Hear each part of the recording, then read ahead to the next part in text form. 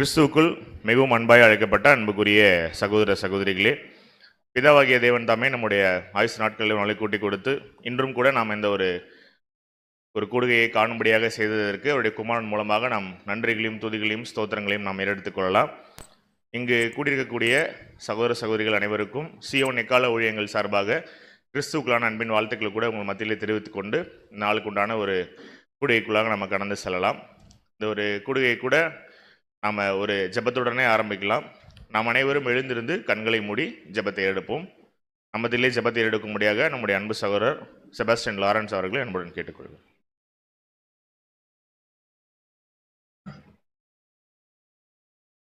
ஜெபம் செய்வோம். வானாதி வானங்களிலே வீட்டிலிருந்து பூமியின் மணமக்களாக எங்களை கண்ணின் மணிகளைப் போல பாதுகாத்து வருகின்ற எங்கள் ஒன்றான மீதேவனே, அப்பாவும் எங்கள் கர்த்தரும் இரட்சகருமான இயேசு கிறிஸ்துவின் மூலம் துதிக்கிறோம், சோதரிக்கிறோம். தகப்பனே, கடந்து வந்த காலங்களில் இருந்த கூட நீதாமே உடைய பிள்ளைகளாக எங்களை கண்ணின் மணிகளைப் போல பாதுகாத்து இந்த நாளையும் நாங்கள் காணும்படியாக செய்து இந்த நாளுமாக இந்த மாலை வேளையிலே உடைய சத்தியத்தை கேட்டுக்கவும் தியானிக்கவும் இந்த நேரத்தை நீதாமே எங்களுக்கு தயவாக தந்திருக்கிற உம்முடைய மகா பெரிய கிருபைக்கு கொடான கூடிய நன்றிகளை ஏறெடுக்கிறோம். தகப்பனே, இப்படியா தகப்பனே, சத்தியத்தின் நிமித்தமாக கூடியிருக்கிறதான உடைய பிள்ளைகள் அனைவரும் உடைய பாதத்தில் அர்ப்பணிக்கிறோம். நாங்கள் கேட்கிற சத்தியம் எங்களுடைய மனதிலே புரிந்து அறிந்து கொள்ளத்தக்கதான ஞானத்தையும் நாங்கள் அதை புரிந்து அதன்படி எங்களுடைய ஜீவியத்திலே நடக்கத்தக்கதான ஒரு பரிசாவையும் எங்களுக்கு தந்து வழிநடத்தும். தகப்பனே, இந்த கூட்டத்திற்கு வட தடைப்பட்ட சகோதரர்களையும் கண்ணோக்கி பார்த்து அவர்களுக்கும் இப்படிப்பட்டதான சத்தியம் சென்று சேர கிருபை செய்தலும். தகப்பனே, இந்த கூட்டம் மாறும் முதல் முடிவு வரை உம்முடைய தெய்வீக பிரசனமும் கிருபையும் எங்களோடு கூட இருந்து வழிநடத்தி ஆசீர்வதிக்க வேண்டுமாய் இந்த சிறிய ஜெபத்தை எங்கள் கண்மலை மீட்பருமாகிய இயேசு கிறிஸ்துவின் அற்புத நாமத்தில் உடைய பொற்பாதம் பணிந்து தாழ்மையோடு கெஞ்சி முன்னாடி பிரார்த்திக்கிறோம் எங்கள் ஜீவனுள்ள நல்ல பிதாவே, ஆமென்.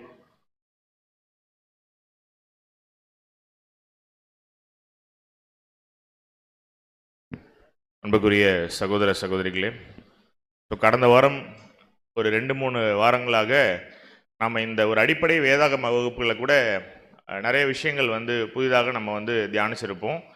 போன வாரம் கூட என்ன பார்த்து முடித்தோம்? நம்ம வேதாகமத்தை முறையாக கற்பது எப்படி, அதில் உள்ள மெத்தட்ஸ் என்ன, அந்த மெத்தட்ஸை எப்படி நம்ம கையாளணும் அப்படிங்கிறத கூட தொடர்ந்து ஒரு 2 வார காலமாக நம்ம என்ன பண்ணோம் அப்படின்னா பாடங்களாக பார்த்தோம். நம்ம பார்த்த அந்த 2 வாரங்களில் நம்ம கவர் பண்ண அந்த ஒரு மெத்தட்ஸ் தான் என்ன அப்படின்னா, அந்த மெத்தட்ஸை அடிப்படையாக கொண்டு தான் நம்ம என்ன பண்ண போகிறோம் அப்படின்னா இந்த அடிப்படை வேதாகம வகுப்புகள் ஃபுல்லாகவே நம்ம பார்க்க போகிறோம். இது மட்டும் இல்லை, இந்த மெத்தட்ஸை நம்ம ஃபுல்லாக தெரிஞ்சுக்கிட்டோம் அப்படின்னா இனி வேதாகமத்தில் உள்ள விஷயங்கள் எப்படி நாம் அதை அணுகிறது அப்படிங்கிறத கூட இந்த ஒரு வழிமுறையில் நம்ம ஈஸியாக ஃபாலோ பண்ணும் பொழுது நமக்கு அநேக விஷயங்கள் மறைபொருளாக இருக்காது, எல்லாமே நமக்கு கிளியராக புரியும் அப்படின்னு சொல்லி கூட விசுவாசிக்கிறோம். ஸோ கடந்த வாரம் கூட ஒரு கேள்வியுடனே கேட்டு இந்த ஒரு பாடத்தை கூட முடிச்சிருப்பாங்க இல்லைங்களா? என்ன கேள்வி கேட்டிருந்தோம் ஞாபகம் இருக்குங்களா? தேவன் ஏன் முதலாம் உலகத்தை அழித்தார் அப்படிங்கிற ஒரு கேள்வியை கூட உங்கள் மத்தியில் கேட்டிருந்தோம். நீங்கள்லாம் அநேக பதில்களோடு வந்திருப்பீங்க அப்படின்னு சொல்லி கூட விசுவாசிக்கிறோம். ஸோ இன்றும் கூட நாம் பார்க்கக்கூடிய இந்த ஒரு பாடம் தேவனுடைய திட்டத்தில் எந்த அளவுக்கு மிகவும் ஒரு முக்கியமான பாடம் அப்படிங்கிறத இந்த பாடம் முடியும் பொழுது நீங்கள் உணர்வீங்க. ஸோ இன்றைக்கி கூட நம்ம சகோதர சகோதரிகள் நீங்கள் வந்திருக்கீங்க, இன்னும் கொஞ்சம் பேர் வரதுக்கு முயற்சி பண்ணிகிட்ருக்காங்க. பட் இருந்தாலும் சீக்கிரம் நீங்கள் எந்த ஒரு பாயிண்ட்டையுமே இன்றைக்கி நடக்கக்கூடிய பாடங்கள் என்ன பண்ண மாட்டீங்க அப்படின்னா மிஸ் பண்ண மாட்டீங்க. அது இந்த பாடத்துக்கு ஒரு அதிகமான ஒரு உறுதியையும் ஒரு அடிஷ்னல் ஒரு அட்வான்டேஜாக இருக்கும் அந்த பாடம் நீங்கள் கேட்டு முடிக்கும் பொழுது அப்படிங்கிறத கூட உங்கள் மத்தியிலே தெரிவித்துக் கொள்கிறோம். நீங்கள் உங்களுடைய அலைபேசிகளை கூட நீங்கள் சைலண்ட் மோடில் போட்டுருங்க. ஸோ தட் நீங்கள் பீஸ்ஃபுல்லாக இந்த ஒரு பாடத்தை கூட கேட்கலாம். ஸோ இன்றும் கூட இந்த தொடர் வேதாகம வகுப்பில் மிகவும் ஒரு முக்கியமான பாடம் முதலாம் உலகம் என்கிற தலைப்பின் கீழாக நாம் இந்த ஒரு பாடத்தை கூட தேவ செய்தியை நமக்கு எடுத்து கொடுக்கும்படியாக நம்முடைய அன்பு சகோதரர் ரூபன் சக்கரவர்த்தி அவர்களை அன்புடன் கேட்டுக்கொள்கிறோம்.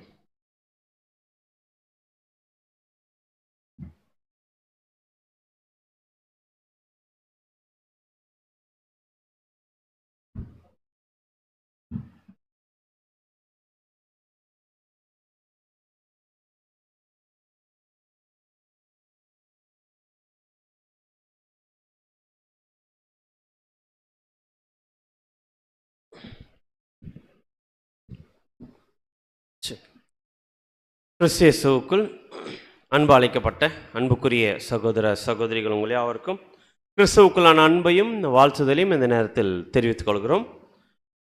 இந்த நாளிலும் கூட நம்முடைய ஆண்டவராக இயேசு கிறிஸ்து நமக்கு ஒரு நாளை நம்ம கூட்டி கொடுத்து எந்த நாளிலும் அவருடைய மாபெரும் சத்திய வார்த்தைகளை பேசும்படியும் கேட்கும்படியும் நம் அனைவருக்கும் கிருபை செய்திருக்கிறார்.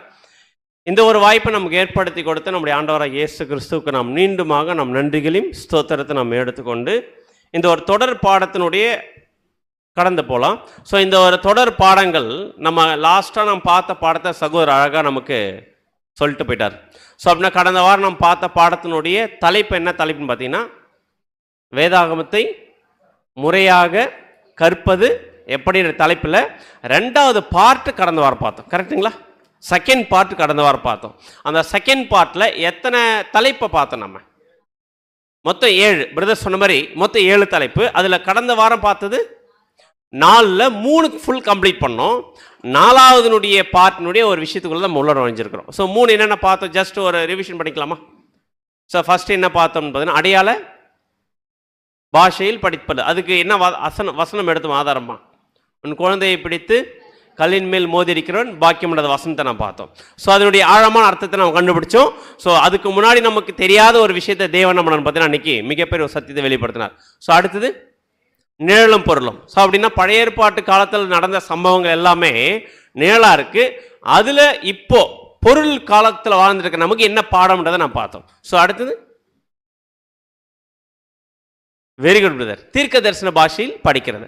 அப்படின்னா ஒரு தீர்க்க தரிசன வசனத்தை எப்படி படிக்கணுன்றது வசனத்தில் வேத வசனம் நமக்கு சொல்லி கொடுத்துருக்குதோ அந்த மெத்தடில் போய் படிக்கிறத நம்ம பார்த்தோம். கடல் வனாந்தரத்தின் பாரம் அந்த வசனத்தை நம்ம பார்த்தோம். ஸோ அடுத்து 4வதா என்ன பார்த்தீங்கன்னா, காலங்களை மையமாக வைத்து படித்தல். ஸோ அந்த காலங்களை மையமாக வைத்து படித்தலுக்குள்ளற இப்போ நம்ம எதுக்குள்ளே வந்துருக்கு பார்த்தீங்கன்னா, அந்த தலைப்புக்குள்ளற ஒரு பெரிய தலைப்புக்குள்ளே வந்திருக்கிறோம். ஸோ என்ன தலைப்பு அப்படின்னு பார்த்தீங்கன்னா, 3 உலகங்கள் அப்படின்ற தலைப்புக்குள்ளே வந்திருக்கிறோம். ஸோ அப்படின்னா இந்த தொடர் பாடம் நம்ம பார்த்துட்டு இருக்கோம் இல்லைங்களா? ஸோ இந்த தொடர் பாடங்கள் எந்த ஆதார வசனத்தை மையம் வச்சு பார்த்துட்டு இருக்கிறோம்? வெரி குட் சிஸ்டர், சத்தியத்தை அறிவீர்கள், சத்தியம் உங்களை விடுதலையாக்கும். ஸோ இந்த வசனத்தின் அடிப்படையில் உங்களுக்கு நம்ம விசுவாசிக்கிறோம். கடந்த 2 வாரத்தில் சத்தியத்தை தெரிஞ்சுக்க அநேக விஷயத்துலேருந்து சத்தியம் என்ன பண்ணியிருக்கு? நம்மளை விடுதலை ஆக்கியிருக்கா இல்லையா? கரெக்டா இல்லைங்களா? ஸோ அப்படின்னா இந்த 2 கிளாஸ்ல இவ்வளோ விடுதலை பண்ணியிருக்குன்னா இன்னும் முடிக்கிற வரைக்கும் அநேக விஷயத்தில் நம்ம என்ன பண்ணணும் பார்த்தீங்கன்னா, இந்த சத்திய வசனங்கள் விடுதலையாக்குன்னு ஒரு விசுவாசத்தோட இன்னைக்கு நம்ம பாடத்துக்குள்ள நம்ம கடந்து போகலாம். ஸோ இன்னைக்கு நம்ம பார்க்கக்கூடிய பாடத்தின் தலைப்பு என்ன அப்படின்னு பார்த்தீங்கன்னா, 3 உலகங்கள். ஸோ 3 உலகங்கள் அப்படின்னு சொல்லும்போது நமக்கு நல்லா தெரியும், தனித்தனி உலகம் இல்லை, 3 உலகங்கள் அப்படின்னு பார்த்தீங்கன்னா ஒரே உலகம் தான். இந்த ஒரே உலகத்தில் எத்தனை காலப்பகுதியை பிரிச்சிருக்கோம்?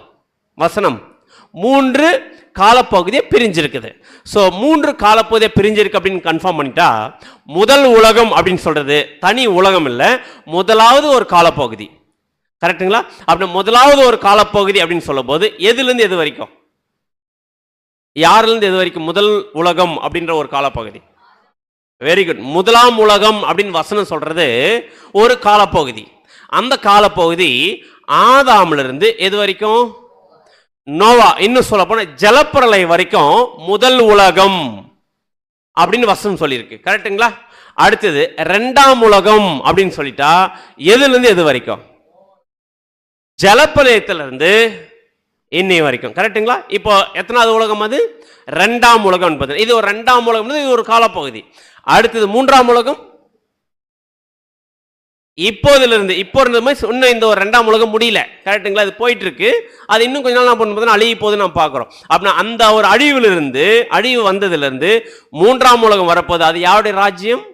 நம்முடைய ஆண்டவராகிய இயேசு கிறிஸ்துவின் ராஜ்யம். அப்படின்னா இந்த 3 காலப்பகுதியை சேர்ந்தது தான் 3 உலகங்கள். இது என்டையர் தேவனுடைய பிளான். இதுதான் தேவனுடைய பிளான். கரெக்டுங்களா? ஆதாம் முதல் மனுஷன், ஆதாம் முதலாம் உலகத்தில் முதல் மனுஷனா இருக்கிற ஆதாம் பாவத்துக்குள்ள போன மனுஷனை மறுபடியும் கிறிஸ்துடைய ராஜ்யத்தில் உயிர் தெழுப்பி அதே ஒரு தன்மைக்கு கொண்டு வந்து நிற்க வைக்கக்கூடிய ஆசீர்வாதத்துக்குள்ள கொண்டு போற பிளான் தான் தேவன் போட்ட பிளான். கரெக்டுங்களா? ஸோ இந்த பிளானை நம்ம என்ன பண்ண போறோம் பார்த்தீங்கன்னா 1 by 1 பார்க்க போறோம். அப்படின்னா 3 உலகங்கிற தலைப்பில் இப்போ எந்த உலகத்துக்குள்ள போக போறோம்? எந்த உலகத்துக்குள்ள போக போறோம்? முதலாம் உலகத்துல போக போறோம். முதலாம் உலகத்துக்கு போற குறித்து முடிவு பண்ணிட்டு நம்ம எந்த உலகத்தில் இருக்க வேண்டாம்? எந்த உலகத்தில் இருக்க வேண்டாம். இப்ப நம்ம இருக்கக்கூடிய 2ஆம் உலகத்தை மறந்துட்டு இப்ப எந்த உலகத்துக்கு போயிடலாம்?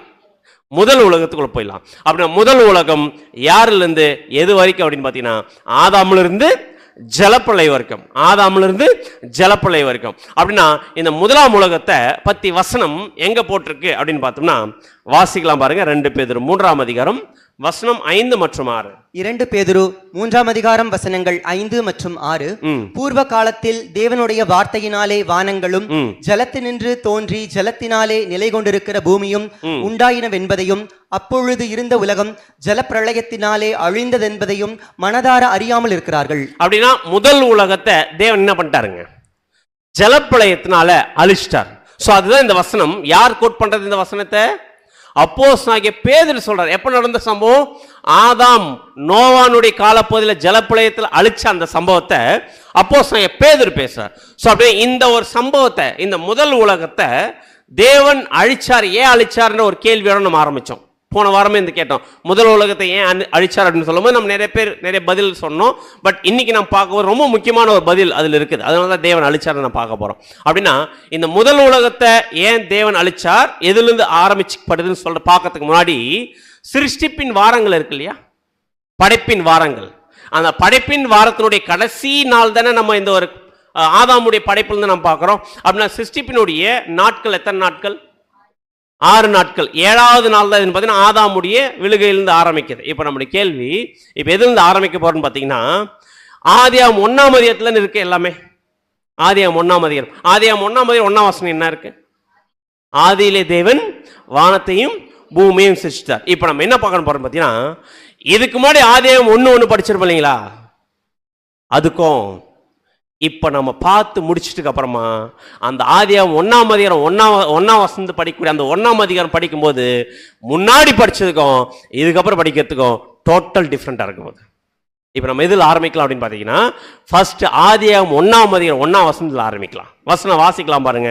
ஆதியாகமம் 1ஆம் அதிகாரம் 1ஆம் வசனம். ஆதியாகமம் 1ஆம் அதிகாரம் 1ஆம் வசனம். ஆதியிலே தேவன் வானத்தையும் பூமியையும் சிருஷ்டித்தார். ஆதியிலே தேவன் வானத்தையும் பூமியையும் சிருஷ்டித்தார் அப்படின்னு வசனம் இருக்குது. இந்த 1ஆம் அதிகாரம் 1ஆம் வசனத்துல ஒரு கேள்வி இருக்குது. 1ஆம் அதிகாரம் 1ஆம் வசனத்துல ஒரு கேள்வி இருக்குது. என்ன கேள்வின்னு பார்த்தீங்கன்னா, ஆக்சுவலா தமிழ்ல வானத்தையும் பூமியும் இருக்குது. ஆக்சுவலா வானம்னு வராது. இங்கிலீஷ்ல எப்படின்னு பார்த்தீங்கன்னா ஹெவன்ஸ் அண்ட் த எர்த். ஹெவன்ஸ்னா வானங்களையும் பூமியையும் சிருஷ்டித்தார் வசனம். கரெக்டுங்களா? கரெக்டுங்களா? இப்ப நம்முடைய கேள்வி, வானங்களை சிருஷ்டித்தார் அப்படின்னா, வானங்களை சிருஷ்டித்தார்னா எதை சிருஷ்டித்தார்?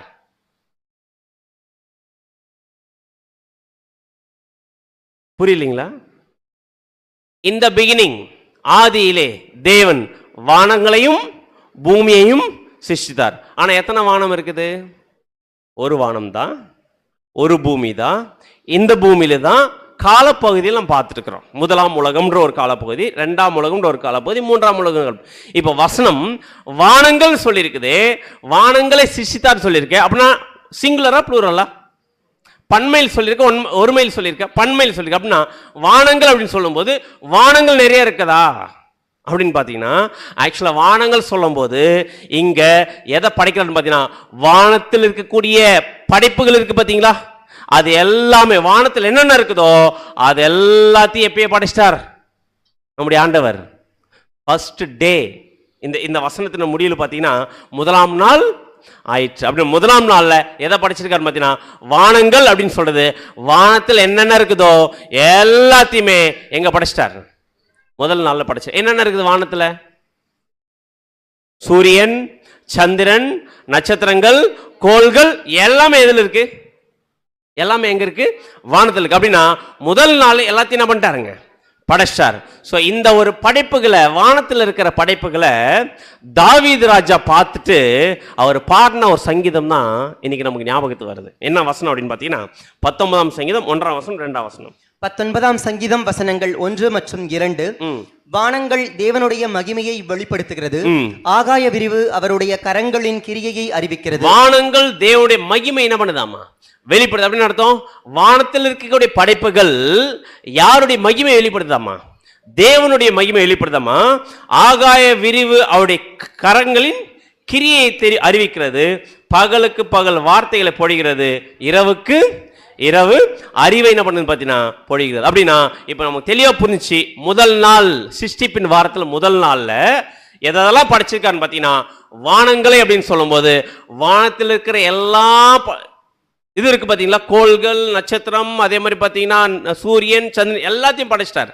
அதே நேரத்தில் எதையும் படைச்சிருக்கிறாரு, பூமியையும் படைச்சிட்டார். கரெக்டுங்களா? படைச்சிட்டாரு. இப்ப இப்படி படைக்கப்பட்ட இந்த பூமி மனுஷன் குடியிருப்புக்கு ஏத்த மாதிரி இருக்கா? இல்ல. அப்படி இல்லைன்னு வசனமே சொல்லியிருக்கு. எத்தனாவது வசனத்துல? 2ஆம் வசனம் வாசிக்கலாம் பாருங்க. ஆதியாகமம் 1ஆம் அதிகாரம் 2ஆம் வசனம். ஆதியாகமம் 1ஆம் அதிகாரம் 2ஆம் வசனம். பூமியானது ஒழுங்கின்மையும் வெறுமையுமாய் இருந்தது. எப்படி இருந்துச்சு?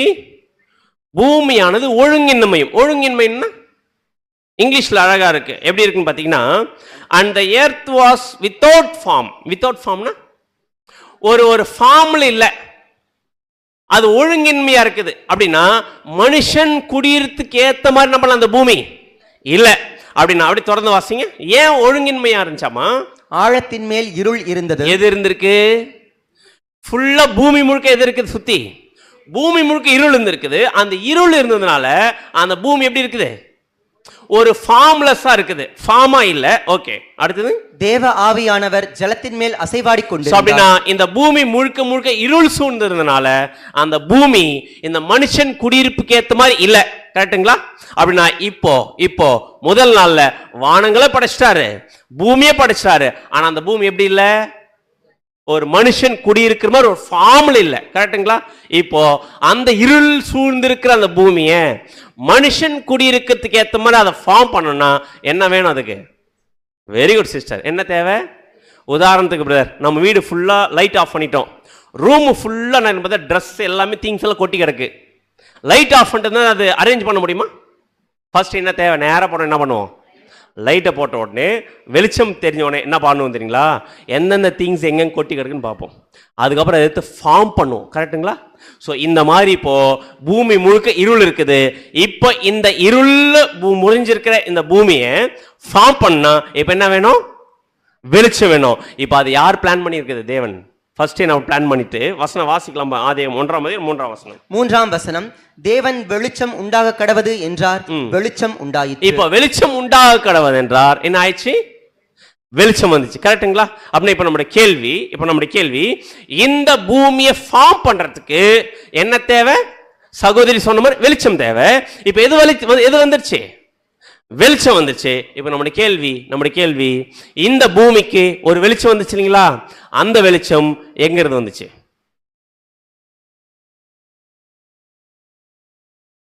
வார்த்தையினால் வந்துச்சு. எங்கிருந்து வந்துச்சு? வார்த்தை சொன்னதுனால வந்துச்சு. பூமி மேல ஒரு வெளிச்சம் வந்துச்சு. அந்த வெளிச்சம் எங்கிருந்து வந்துச்சுன்னு கேட்கிறேன். சூரியன். Very good brother. ஏன்னா நிறைய பேர் என்ன சொல்லிட்டு இருப்பாங்க பார்த்தீங்கன்னா, இந்த வெளிச்சம் தேவன் ஒளியா இருக்கிறாரு, அந்த வெளிச்சம் தான் இந்த பூமிக்கு வந்துச்சு அப்படின்னு நினைச்சிருந்தா அது முற்றிலும் தவறான விஷயம். ஏன் அப்படின்னு பார்த்தீங்கன்னா அடுத்த வசனத்துல பதில் இருக்கு. ஒருவேளை இந்த வெளிச்சம் தேவனுடைய வெளிச்சமா இருந்துச்சுன்னா தேவனுடைய வெளிச்சத்தை இப்படி பிரிக்க முடியுமா? வசனம் வாசிங்க. ஆதியாகமம் 1ஆம் அதிகாரம் 4ஆம் வசனம் 5ஆம் வசனம். வசனங்கள் 4 மற்றும் 5. வெளிச்சம் நல்லது என்று தேவன் கண்டார், வெளிச்சத்தையும் இருளையும் தேவன் வெவ்வேறாக பிரித்தார். இப்ப எப்படி பிரிக்கிறாருங்க? வெளிச்சத்தை தனியாவும் இருளும் தனியா பிரிச்சுட்டு பேர் வேற வைக்கிறார். என்ன பேர் வைக்கிறாருன்னு பார்த்தீங்கன்னா வாசிங்க. தேவன் வெளிச்சத்துக்கு பகல் என்று பெயரிட்டார். பேர் வைக்கிறாருங்க. வெளிச்சத்துக்கு பகல் பேர் வைக்கிறார். அடுத்தது இருளுக்கு இரவு என்று பெயரிட்டார். இருளுக்கு இரவன் என்று பெயரிட்டார். சாயங்காலமும் விடியற்காலமுமாகி முதலாம் நாள் ஃபர்ஸ்ட் டே என்ன ப்ராசஸ் பண்றாரு பாத்தீங்கன்னா, இந்த பூமி ஃபார்ம்லெஸ்ஸா இருக்கிற இந்த பூமிக்கு என்ன தேவை? வெளிச்சம் தேவை. அந்த வெளிச்சத்தை என்ன பண்ண கொடுக்கிறாரு? இது தேவனுடைய வெளிச்சம் இல்ல, இது தேவன் வெளிச்சம் உண்டாக கடவுது என்றார். வெளிச்சம் உண்டாக கடவுதுன்னா ஆக்சுவலி நீங்க சொன்ன மாதிரி சூரியனுடைய வெளிச்சம் எது மேல படாம இருந்திருக்கு? பூமி மேல படாம இருந்திருக்கு. அப்ப சூரியனுடைய வெளிச்சம் பூமி மேல படுறதுக்கான ப்ராசஸ் பண்ணியிருக்கிறார். ஒரு அந்த இருள் சூழ்ந்திருக்கத கிளியர் பண்ணியிருக்கிறார். சூரியனுடைய வெளிச்சம் எதில் பட ஆரம்பிச்சு? பூமி மேல பட ஆரம்பிச்சு. பூமி மேல பட ஆரம்பிச்சு. இந்த வெளிச்சத்துக்கு தான் பகல் இரவு. இப்போ பகல்னு சொல்றோம் இல்லைங்களா? எந்த வெளிச்சத்தை பகல்னு சொல்றோம்?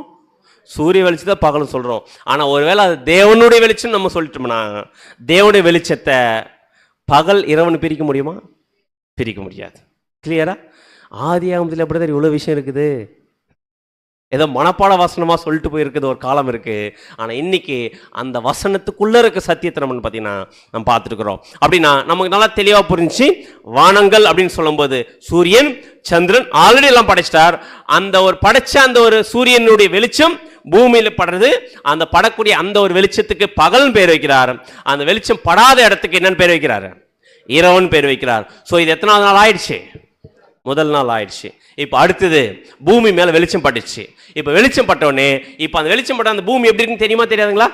எப்படி இருக்குதாமா? வசனம் வாசிக்கலாம். ஆதியாகமம் 1:6 வசனங்கள் 6 மற்றும் 7. பின்பு தேவன் ஜலத்தின் மத்தியில் ஆகாய விரிவு உண்டாக கடவது என்றும் அது ஜலத்தினின்று ஜலத்தை பிரிக்க கடவது என்றும் சொன்னார். அப்படின்னா இந்த பூமி மேல வெளிச்சம் வந்து பட்ட உடனே இந்த பூமி முழுக்க எது ஃபார்ம் ஆயிருக்கு? ஜலம். ஜலம்னா தண்ணி, ஃபுல்லா தண்ணி ஃபார்ம் ஆயிருக்கு. புரியுதுங்களா? பூமி ஃபுல்லா தண்ணி ஃபார்ம் ஆயிருக்கு. இந்த பூமி முழுக்க தண்ணி ஃபார்ம் ஆன அந்த தண்ணியை ரெண்டா பிரிக்கிறார். புரிஞ்சுங்களா? ரெண்டா பிரிக்கிறார். ஒன்னு மறுபடியும் வாசிங்க பிரதர்.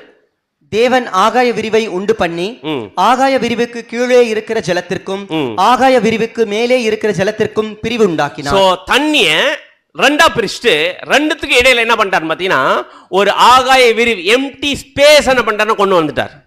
அப்படின்னா பூமி மேல இருந்த வாட்டர் ஒரு லேயர் மேல போய் க்ளோஸ் ஆயிட்டு இருக்குது, பூமி சுத்தி க்ளோஸ் ஆயிருக்கு தண்ணி. இடையில என்ன வந்துருச்சு? என்ன வந்துருச்சு? ஒரு வெற்றிடம் வந்துருச்சு, கேப் வந்துருச்சு. கரெக்ட்டுங்களா? இப்ப அடுத்து சொல்றாரு பாருங்க, 7ஆம் வசனம் வாசிங்க மறுபடியும். 7ஆம் வசனம்.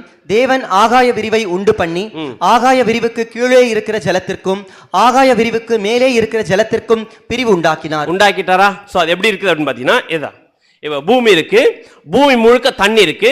அந்த பூமி முழுக்க தண்ணி இருக்கிற அந்த தண்ணியை ரெண்டா பிரிச்சு மேல ஒரு இப்போ ஓசோன் லேயர்னு சொல்றோம் பாத்தீங்களா, அந்த மாதிரி ஒரு வாட்டர் லேயர் என்ன பண்ணிட்டாருன்னா ஃபார்ம் பண்ணிட்டார் மேல. இப்ப பூமி மேல என்ன பார்த்தீங்கன்னா தண்ணி ஃபுல்லா பூமியில ஒட்டி இருக்கு, மீதி இருக்குது வாட்டர் லேயர் இருக்குது. இந்த வாட்டர் லேயர் இருக்கு பாத்தீங்களா, இதுக்கும் பூமிக்கும் இடையில என்ன இருக்கு பாத்தீங்கன்னா ஒரு வெற்றிடம் இருக்கு. கரெக்டுங்களா? அப்படின்னு வசனம் சொல்லுது. இந்த வெற்றிடத்துக்கும் இந்த மேல இருக்கிற வாட்டர் லேயர் இருக்கு இல்லைங்களா, இந்த வாட்டர் லேயருக்கு என்ன சொல்லுவாங்கன்னு பாத்தீங்கன்னா வாட்டர் கெனாப்பி அப்படின்னு சொல்லுவாங்க, தண்ணீர் படலம் அப்படின்னு சொல்லுவாங்க. எப்படி ஒரு ஒரு ஒரு கொடை மாதிரி இருக்குதோ, கொடை எப்படி இருக்குமோ அந்த மாதிரி இந்த பூமி என்ன பண்ணிருக்கு, தண்ணி சுத்தி க்ளோஸ் ஆயிருக்குது. இந்த மாதிரி தான் இருந்துச்சு ஆக்சுவலா பூமி. பூமி முழுக்க தண்ணி, மேல ஒரு தண்ணீர் லேயர் ஃபார்ம் ஆயிருக்கு. புரிஞ்சுச்சிங்களா? இந்த தண்ணீர் லேயர் ஃபார்ம் ஆனதுனால சூரியனுடைய வெளிச்சம் இந்த பூமிக்கு டைரக்டா என்ன பண்ணது படாது, அந்த தண்ணி மேல பட்டு அதுக்கப்புறம் தான் என்ன பண்ண அதனுடைய வெளிச்சம் பூமிக்கு படும். புரிஞ்சுச்சிங்களா? ஸோ இப்போ அடுத்தது இப்போ எதுக்குள்ள வந்துடலாம்னு பார்த்தீங்கன்னா, இப்போ பூமிக்கு பூமியை ஒட்டி இருக்குல்ல தண்ணி ஃபுல்லா இருக்கு, ஆனா மனுஷன் குடி இருக்கிற மாதிரி இருக்கா? இல்ல. இப்போ என்ன பண்ணோம், மனுஷன் குடி இருக்கணும்னா என்ன வேணும்? அந்த இடத்துக்கு ஒரு இடம் வேணும் இல்லைங்களா, அதுக்கு இடத்துக்கு ரெடி பண்றார். இப்போ எத்தனாவது வசனம் வாசிக்கலாம் பாத்தீங்கன்னா, ஆதியாகமம் 1:9, 9, 10 வசனங்கள் 9 மற்றும் 10.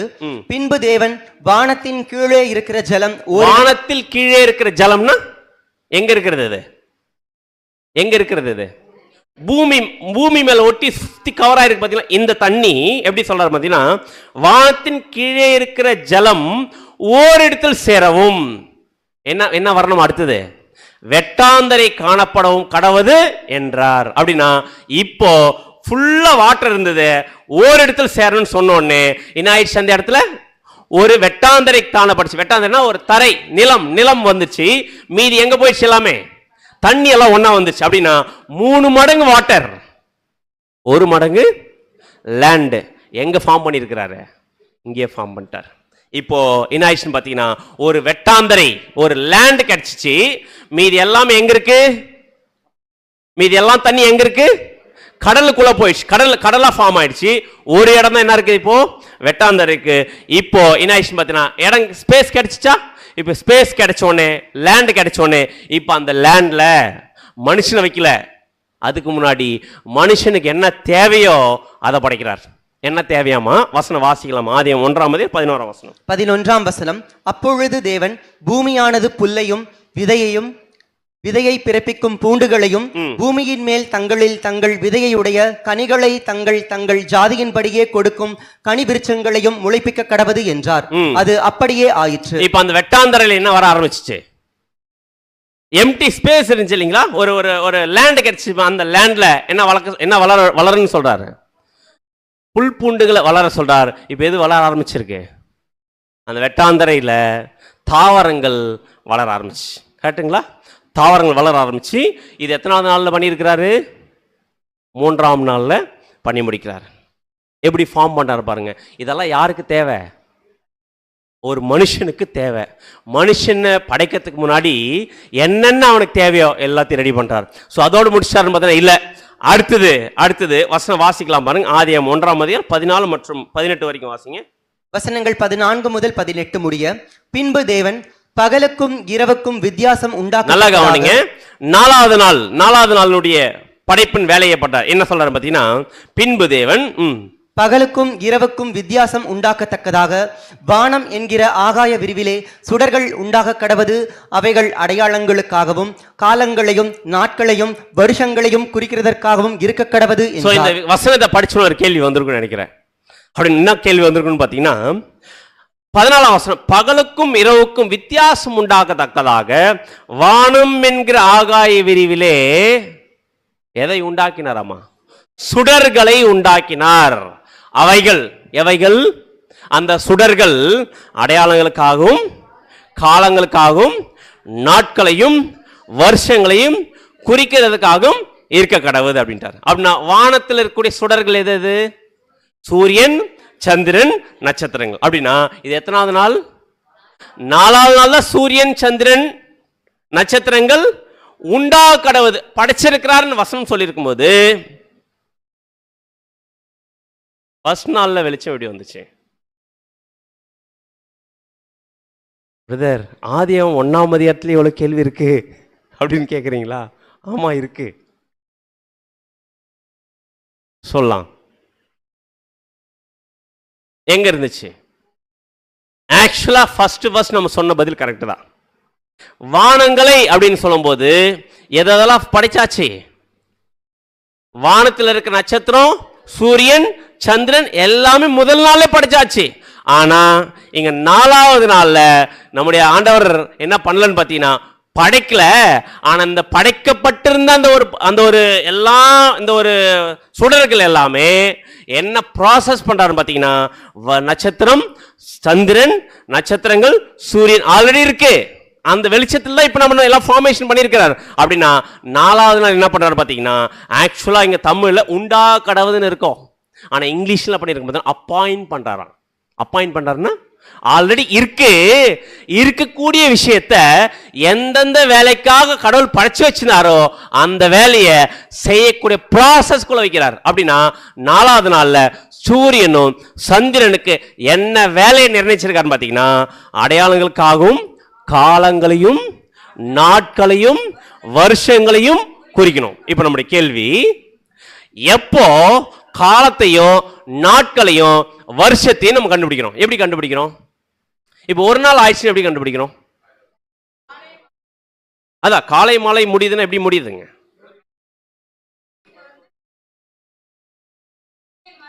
Very good sister. ஆக்சுவலா ஒரு நாள் அப்படி ஆயிருக்குன்னு நடத்துறீங்களா? பூமி தன்னைத்தானே சுத்துது பாத்தீங்களா? ஒரு முறை சுத்திச்சனா ஒரு நாள் ஆயிருக்குன்னு அர்த்தம். புரியுதுங்களா? பூமி தன்னைத்தானே சுத்திச்சனா எத்தனை நாள் ஆயிருக்குன்னு அர்த்தம்? ஒரு ரொட்டேஷன் அடிச்சிச்சுன்னு வச்சுக்கங்க, ஒரு நாள் ஆயிருக்குன்னு அர்த்தம். அதே பூமி ஒரு வருஷம் ஆயிடுச்சுன்னா எப்படி சுத்தணும்? அந்த பூமி தன்னைத்தானே சுத்துது ஒரு நாள், தன்னைத்தானே சுத்தி வர்றது ஒரு நாள். அந்த பூமி அப்படியே தன்னையும் சுத்திக்கிட்டு அப்படியே எதை சுத்திட்டு வருது? சூரியனை சுத்திட்டு ஒரு ரவுண்ட் வந்துச்சுன்னா எத்தனை வருஷம்? ஒரு வருஷம். அப்படின்னா இந்த ப்ராசஸ இந்த சோலார் சிஸ்டத்தில் எல்லாத்தையும் படைச்சிட்டாரு. படைச்ச அந்த படைப்புகள் எல்லாமே ஒர்க் பண்ண வைக்கிறார். நாட்களை குறிக்கிறதுக்கு பூமி சுத்தணும், வருஷங்களை குறிக்கிறதுக்கு இந்த பூமி எதை சுத்தணும்? சூரியன் சுத்தணும். அப்படின்னா இது எல்லாமே எத்தனாவது நாள்ல பண்றாரு? 4வது நாள்ல பண்றாரு. அப்படின்னா இப்ப சுத்த விட்டாரா? நாட்கள் வருஷங்கள் மாற ஆரம்பிக்குதா? இப்ப மாற ஆரம்பிச்சோன்னே இப்ப அடுத்தது ஏன் இது தேவை? இது ஏன் பண்ணணும் தேவன்? யாருக்கு அவசியம்? இது நமக்கு அவசியம். கரெக்டுங்களா? சன்லைட் டே டைம்ல நம்ம என்ன பண்ணணும்? ஒர்க் பண்ணணும். நைட் டைம்ல ரெஸ்ட் எடுக்கணும். அப்படின்னா இவ்வளவு நாள் எப்படி ஆயிருக்குன்னு கண்டுபிடிக்கிறதுக்கான ப்ராசஸ் எல்லாமே யாருக்கு தேவை? மனுஷனுக்கு தேவை. ஆனா மனுஷனை படைச்சிருக்கிறாரா? இன்னும் இல்லை. ஆனா அந்த மனுஷனுக்கு என்ன தேவையோ அது என்ன பண்ணிருக்காரு? ஃபார்ம் பண்ணிருக்காரு. ஸோ அடுத்தது யாரை படைக்கிறாருன்னு பார்த்தீங்கன்னா, வசனம் வாசிக்கலாம். ஆதியாகமம் 1:24 24 வசனம். பின்பு தேவன் பூமியானது ஜாதி ஜாதியான ஜீவ ஜந்துக்களாகிய நாட்டு மிருகங்களையும் ஊரும் பிராணிகளையும் காட்டு மிருகங்களையும் ஜாதி ஜாதியாக பிறப்பிக்க கடவது என்றார். அது அப்படியே ஆயிற்று. இப்ப 5வது நாள் படைப்பின் நாளுக்குள்ள வந்திருக்கிறோம். இப்ப 5வது நாள் எதை படைக்கிறாருங்க? பூமியானது ஜாதி ஜாதியான ஜீவ ஜந்துக்களாகிய நாட்டு மிருகங்களையும் ஊரும் பிராணிகளையும் காட்டு மிருகங்களையும் ஜாதி ஜாதியாக பிறப்பிக்க கடவுது அப்படின்னு சொன்னோடனே எது வர ஆரம்பிச்சிச்சு? இப்போ எது படைக்கப்பட்டுச்சு? இப்போ 5வது நாள் மிருகங்கள், பறவைகள், ஊரும் பிராணிகள் எல்லாமே படைக்கப்பட்ட எத்தனாவது நாள்னு பார்த்தீங்கன்னா 5வது நாள். 5வது நாள் அப்படின்னா ஒட்டுமொத்த மிருக ஜீவன்கள், பறவைகள், ஊரும் பிராணிகள் எல்லாமே எத்தனாவது நாள் படைச்சிருக்கிறார்? 5ஆம் நாள் படைச்சிட்டார். இன்னும் யாரு வரல? மனுஷன் படைக்கல. இப்போ சிற்சிப்பின் வாரத்தில் எல்லாம் ரெடி பண்ணிட்டார். இப்போ யாருக்காக? அதெல்லாமே மனுஷனுக்காக. கொஞ்சம் திங்க் பண்ணி பாருங்களேன், தேவன் எவ்வளோ அழகாக டிசைன் பண்ணுறாரு பாருங்க. இப்போ நம்ம கூட உதாரணத்துக்கு ஒரு ஹஸ்பண்ட் ஒய்ஃப் நியூலி மேரேஜ் ஆன ஒரு கப்புள், அவங்களுக்கு குழந்தை பிறக்க போதுன்னு முன்னாடி தெரிஞ்ச உடனே தெரிஞ்சிச்சு, இந்த அடுத்த மாசத்துல குழந்தை பிறக்கும் தெரிஞ்சுச்சுன்னா என்ன பண்ணுவாங்க? அந்த குழந்தைக்கு தேவையான எல்லா திங்ஸுமே என்ன பண்ணிடுவாங்க? முன்னாடி வாங்கி ரெடி பண்ணி வச்சிருவாங்க. பார்த்தீங்களா? வந்தோடனே அந்த குழந்தை என்ன பண்ண அதை பார்த்து சந்தோஷப்படணும். அந்த மாதிரி தேவன் மனுஷனை படைக்கிறதுக்கு முன்னாடி இந்த மனுஷனுக்கு என்னென்ன தேவையோ எல்லாத்தையும் பியூட்டிஃபுல்லாக படைச்சிட்டு இருக்கிறார். படைச்சிட்டு 6வது நாளில் பிளான் பண்ணுறாரு யாரை படைக்கலான்னு? மனுஷனை படைக்கலாம். யாருடைய சாயல்ல? வசனம் வாசிக்கலாம் பாருங்க. ஆதியாகமம் 1:26 26 வசனம். பின்பு தேவன் நமது சாயலாகவும் நமது ரூபத்தின்படியேயும் மனுஷனை உண்டாக்குவோம். யாருடைய சாயல்ல?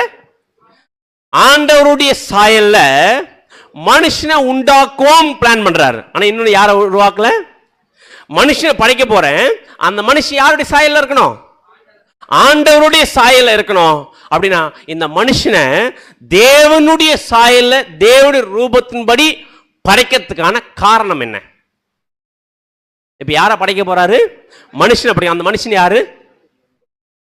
அதான் தேவனுடைய சாயலா படைக்க போற மனுஷன் யாருன்னு கேட்கிறேன். ஆதாம படைக்க போறாரு. அந்த ஆதாம யாருடைய சாயல படைக்க போறாரு? தேவனுடைய சாயல, இமேஜ் ஆஃப். அப்படியே தேவனுடைய சாயல படைக்க போறாருன்னா எதுக்காக மனுஷனை படைக்கணும்னு பிளான் பண்றார்? என்ன பர்பஸ்?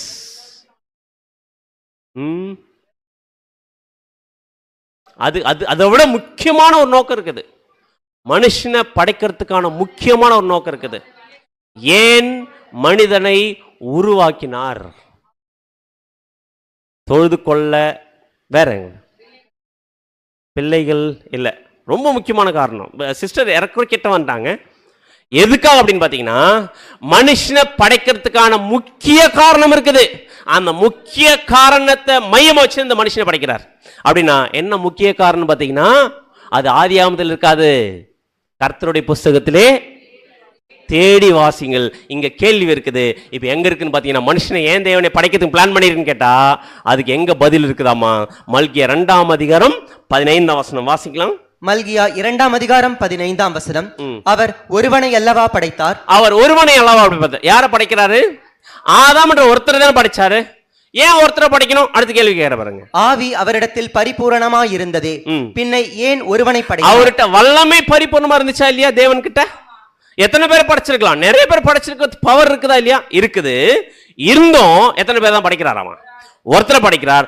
ஏன் ஒருத்தரை படைக்கிறாருன்னு பாத்தீங்கன்னா, தேவ பக்தியுள்ள சந்ததியை பெரும்படிதான். தேவ பக்தி உள்ள சந்ததி வரணும். யாருல இருந்து? ஆதாம் என்கிற மனுஷனை படைக்கிறது மூலமா அந்த மனுஷன் மூலமா வரக்கூடிய சந்ததி எந்த சந்ததியா இருக்குன்னு பாத்தீங்கன்னா, தேவ பக்தி உள்ள சந்ததி வரணும். அந்த ஒரு நோக்கத்துக்காக தான் இப்ப யார படைக்கிறாருங்க? மனுஷனை அப்படின்னா தேவனுடைய நோக்கம் மனுஷனை படைக்கிறது தேவ பக்தி உள்ள சந்ததி வரணும், தேவனை உண்மையா தோது கொள்ளக்கூடிய சந்ததி வரணும்.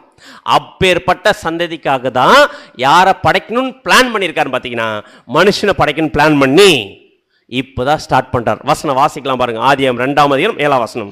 ஆதியாகமம் 2ஆம் அதிகாரம் 7ஆம் வசனம். தேவனாகிய கர்த்தர் மனுஷனை பூமியின் மண்ணினாலே உருவாக்கி ஜீவ சுவாசத்தை அவன் நாசியிலே ஊதினார். தேவனாகிய கர்த்தர் மனுஷனை பூமியில் மண்ணினாலே உருவாக்கி ஜீவ சுவாசத்தை அவன் நாசியிலே ஊதினான். மனுஷன் ஜீவ ஆத்மாவானான். அப்படின்னா நேரா போயிட்டு ஒரு களிமண் எடுத்து நம்ம வரையும் பார்த்தீங்கன்னா ஒரு பொம்மை மாதிரி தலை வச்சு 2 நீளமா 4 உருளையா 2 வச்சு ஜாயின் பண்ணி ஒரு பொம்மை வரைஞ்சி ஊதுனாரா? அந்த மனுஷன் தான் இப்ப யாரு? ஆதாமுடைய சந்ததி நம்ம எல்லாருமே. நம்மளை படைச்ச விதம் இருக்கு பாருங்க, சாதாரண விதம் இல்லை. அது ஒரு சப்ஜெக்ட் வரப்போது, யாராவது ஒரு 10வது சப்ஜெக்ட் நினைக்கிறேன். நம்மளை பத்தியே நம்ம படிக்க போறோம். பிரம்மாண்டமா இருக்கும் அந்த படைப்பு. தேவன் எப்படி மனுஷனை படைச்சாருன்னு அந்த படைப்பை பத்தி பார்க்கும்போது ரொம்ப ஆச்சரியமா இருக்கும். பட் அதுக்குள்ள போறதில்ல.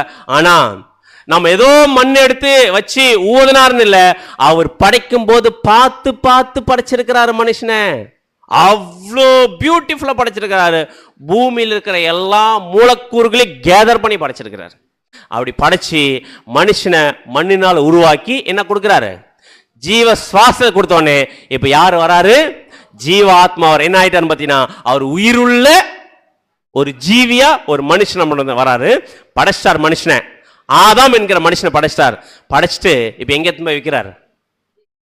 ஆல்ரெடி ரெடி பண்ணி வச்சிருந்தார் பாத்தீங்களா, ஒரு வீடு.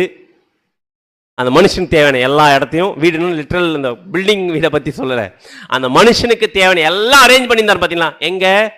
ஏதேன் தோட்டத்தில் ரெடி பண்ணிச்சார் பாத்தீங்களா. அங்க இப்ப யார் எடுத்து போய் வைக்க போறாருன்னு பாத்தீங்கன்னா ஆதாம கொண்டு போய் போறாரு. வசனம் வாசிக்கலாம். ஆதியாகமம் 2ஆம் அதிகாரம் 8ஆம் வசனம். 8ஆம் வசனம். தேவனாகிய கர்த்தர் கிழக்கே ஏதேன் என்னும் ஒரு தோட்டத்தை உண்டாக்கி தாம் உருவாக்கின மனுஷனை அதிலே வைத்தார். அங்க எடுத்து போய் வச்சார். கேட்டுங்களா? இப்ப அங்க என்னென்ன இருக்கு? எல்லா தாவரங்கள் இருக்குது, மிருக ஜீவன் இருக்குது, எல்லாமே இருக்குது. இப்ப ஆதாம் அங்க போயிட்டு வச்ச உடனே எப்படி இருந்திருக்கும் ஆதாமுக்கு? திங்க் பண்ணி பாருங்களேன். ஒரு ஜஸ்ட் ஒரு திங்க் பண்ணி பார்க்கலாம். எங்க போயிடலாம்? நம்ம இங்க விட்டுருங்க, இந்த உலகத்தை விட்டுருங்க, முதல் உலகத்துக்கு போயிடலாம். ஆதாம் ஃபர்ஸ்ட் அங்க அந்த தண்ணி ஓடிட்டு இருக்குல்ல, அந்த தண்ணியை கை வச்சு எடுக்கும்போது எப்படி ஃபீல் பண்ணியிருப்பாரு? அது எப்படி இருந்திருக்கும் அவருக்கு? ஃபீல் ஒரு புது ஃபீலிங்ஸ் இருந்திருக்குல்ல. அந்த மிருகத்தெல்லாம் தொடும்போது, அதுக்கிட்ட போய் பழகும்போது எப்படி ஃபீல் பண்ணியிருப்பார்? அதை புதுசா இருந்திருக்கும். தொட்டு பார்க்கும்போது, அதுக்கிட்ட பேசும்போது, அதுக்கிட்ட பழகும்போது வித்தியாசமா இருந்திருக்கு இல்லைங்களா? இவர் வேற மாதிரி ஒரு படைப்பு, கரெக்டுங்களா? அங்க இருக்கிற படைப்புகள் எல்லாமே வேற மாதிரி. இவர் பேசுவாரு, ஆனா அங்க இருக்கிற மிருகங்கள் எல்லாமே என்ன பண்ண முடியாது, இவரை மாதிரி பேசாது. ஆனா இவர் சொல்றதெல்லாம் என்ன பண்ணாது, செய்ய ஆரம்பிக்கும். அது சவுண்ட் கொடுக்கும். ஒவ்வொரு மிருகத்துக்கும் ஸ்பெஷல் சவுண்ட் இருக்கு இல்லைங்களா? அப்படின்னு இதெல்லாம் யார் என்ஜாய் பண்ணியிருக்கணும்? ஆதாம் என்ஜாய் பண்ணிருக்கோம், கரெக்டுங்களா? அதான் நம்ம வசனம் வாசிக்கலாம் பாருங்க. இப்போ ஆதாம் எடுத்து போய் ஏதேன் தோட்டத்தில் வைக்கும் போது நிறைய மிருக ஜீவன்களா இருந்துச்சு. இப்போ அந்த மிருக ஜீவனுக்கு எல்லாத்துக்குமே ஆதாம் எப்படிப்பட்ட ஒரு கண்டிஷன்ல தேவன் ஏதேன் தோட்டத்தில் வச்சார் அவரை? ஏதேன் தோட்டத்தில் மிருக ஜீவன் மத்தியில் ஆதாம் வைக்கும் போது ஆதாம் என்ன கண்டிஷன்ல இருந்தார்? என்ன என்ன என்ன அதிகாரம் கொடுத்தார்? என்னங்க இல்ல சரி கேட்கல, நிறைய பேர் சொல்றது. இல்ல அதுக்கு முன்னாடி ஆதாம் இப்ப யோசி, எல்லாமே மிருகங்கள், இவர் மட்டும் தான் மனுஷன். இப்ப அவர் எத்தனை வைக்கும் போது இந்த மிருகங்கள் எல்லாமே இப்ப இவர் தான் நம்ம அங்க இருக்கிறாரு. இப்ப இவரை அந்த மிருகங்கள் மத்தியில தேவன் வைக்கும் போது என்ன கண்டிஷன் வச்சார் ஆதாம? தலைவர்னு சொல்றதை விட வேற மாதிரி இருக்குது வசனம். Very good. வசனம் வாசிக்கலாம் பாருங்க. ஆதியாகமம் 1ஆம் அதிகாரம் 26ஆம் வசனம். 26ஆம் வசனம். பின்பு தேவன் நமது சாயலாகவும் நமது ரூபத்தின்படியேயும் மனுஷனை உண்டாக்குவோமாக. அவர்கள் சமுத்திரத்தின் மச்சங்களையும் ஆகாயத்து பறவைகளையும் மிருக ஜீவன்களையும் பூமி அனைத்தையும் பூமியின் மேல் ஊறும் சகல பிராணிகளையும் ஆளக்கடவர்கள். என்டையர் படிப்புக்கு கிங் யாரு? ராஜா யாருன்னு பாத்தீங்கன்னா ஆதாம். திங்க் பண்ணி பார்க்கலாம். ராஜா மாதிரி இருந்துகிட்டு எல்லா மிருகங்களையும் ஆளுகை செய்யக்கூடிய அதிகாரம் யாருக்கிட்ட கொடுத்திருக்காரு? தேவன் ஆதாம் கொடுத்துருக்காரு. சாதாரண விஷயங்களா? பூமியில் இருக்கிற எல்லா படைப்புகளுக்கும் கிங் வச்சுட்டு இப்போ அந்த ஆதாம் அந்த மிருகத்தெல்லாம் பார்க்கும்போது தேவன் கேட்குறாரு, ஆதாம் எப்படி இருக்கு, எப்படி ஃபீல் பண்ணுறீங்க? கண்டிப்பாக அதை ஃபீல் பண்ணி ரொம்ப சூப்பராக இருக்குது தேவனே அப்படின்னா, இது எல்லா மிருகத்துக்கு நீ என்ன பண்ண? பேர் வை. நீ என்ன பேர் வைக்கிறியோ அதுதான் அதுக்கு பேர். இப்போ நம்மக்கிட்ட கூட ஒரு சின்ன நம்ம வீட்டில் கூட ஒரு சின்ன பப்பி வந்துச்சுன்னா பேரண்ட்ஸ் சொல்லுவாங்க, இது உனக்கு பிடிச்சிருக்கா? ஆமாம் எனக்கு பிடிச்சிருக்கு. நீ அதில் ஒரு செல்லமாக ஒரு பேர் வை. இதுக்கப்புறம் என்ன பண்ணுவாங்க, அவங்க ஒரு செல்லமாக ஒரு பேர் வைப்பாங்க. எப்படி பேர் வைப்பாங்க? சும்மா இஷ்டத்துக்கு வைப்பாங்களா? அந்த பப்பியை பார்த்து அது எப்படி பழகுது, எப்படி விளையாடுதோ அதுக்கேற்ற மாதிரி ஒரு பேர் வைப்பாங்க பார்த்தீங்களா? அப்படின்னா அந்த மாதிரி இப்போ ஆதாம் பேர் வைக்கிறார். எப்படி பேர் வைக்கிறார் பார்த்தீங்கன்னா, வசனம் வாசிக்கலாம். ஆதியாகமம் 2:19. ஆதியாகமம் 2:19. தேவனாகிய கர்த்தர் வெளியின் சகலவித மிருகங்களையும் ஆகாயத்தின் சகலவித பறவைகளையும் மண்ணினாலே உருவாக்கி ஆதாம் அவைகளுக்கு என்ன பேரிடுவான் என்று பார்க்கும்படி அவைகளை அவனிடத்தில் கொண்டு வந்தார். அந்தந்த ஜீவ ஜந்துக்கு ஆதாம் எந்தெந்த பேரிட்டானோ அதுவே அதற்கு பேராயிற்று. அப்படின்னா ஆதாம் என்ன பண்ணிருக்கிறாரு? பேர் வச்சிருக்கு. அப்படின்னா எல்லா மிருகத்துக்கு பேர் வச்சது யாரு தான்?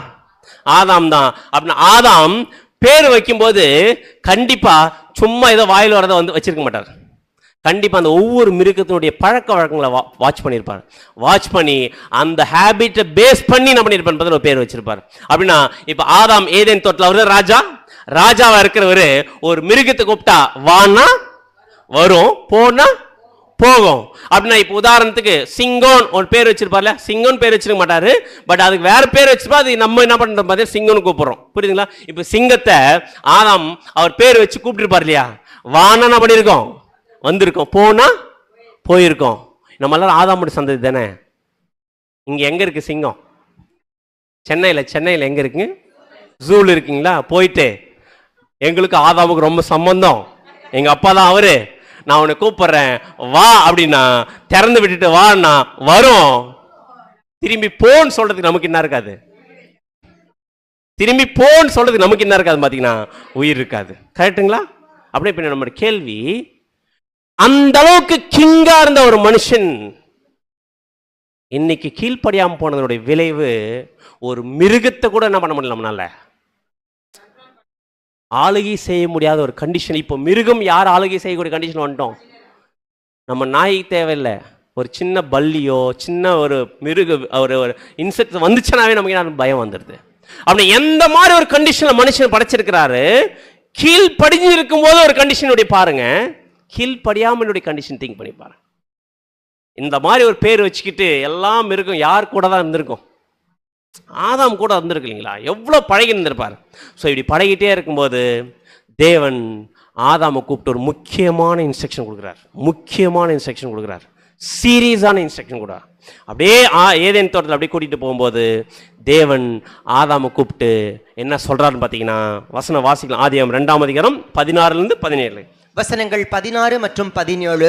தேவனாகிய கர்த்தர் மனுஷனை நோக்கி, நீ தோட்டத்தில் உள்ள சகல விருட்சத்தின் கனியையும் புசிக்கவே புசிக்கலாம், ஆனாலும் நன்மை தீமை அறியத்தக்க விருட்சத்தின் கனியை புசிக்க வேண்டாம், அதை நீ புசிக்கும் நாளில் சாகவே சாவா என்ற கட்டளை. சீரியஸான இன்ஸ்ட்ரக்ஷன், ரொம்ப முக்கியமான இன்ஸ்ட்ரக்ஷன். இந்த மாதிரி ஒரு இன்ஸ்ட்ரக்ஷன் தேவன் இது வரைக்கும் என்ன பண்ணல ஆதாமுக்கு கொடுத்ததில்ல. அப்படியே பார்க்கும்போது தோட்டத்தில் எல்லா கனிகளும் சாப்பிட்றாரு, ஆனா ஒரு மரத்தினுடைய கனியை மட்டும் சாப்பிடாம என்ன சொல்றாரு பாத்தீங்கன்னா, தேவனாய கர்த்தர் மனுஷன் நோக்கி, நீ தோட்டத்தில் சகல விருட்சத்தின் கனிகள் புசிக்கவே புசிக்கலாம், ஆனாலும் நன்மை தீமை அறியத்தக்க விருட்சத்தின் கனியை புசிக்க வேண்டாம். அப்படி புசிச்சனா அதை நீ புசிக்கும் நாளிலே சாகவே சாவை. அந்த நாளை பத்தி நம்ம பார்த்தோமா?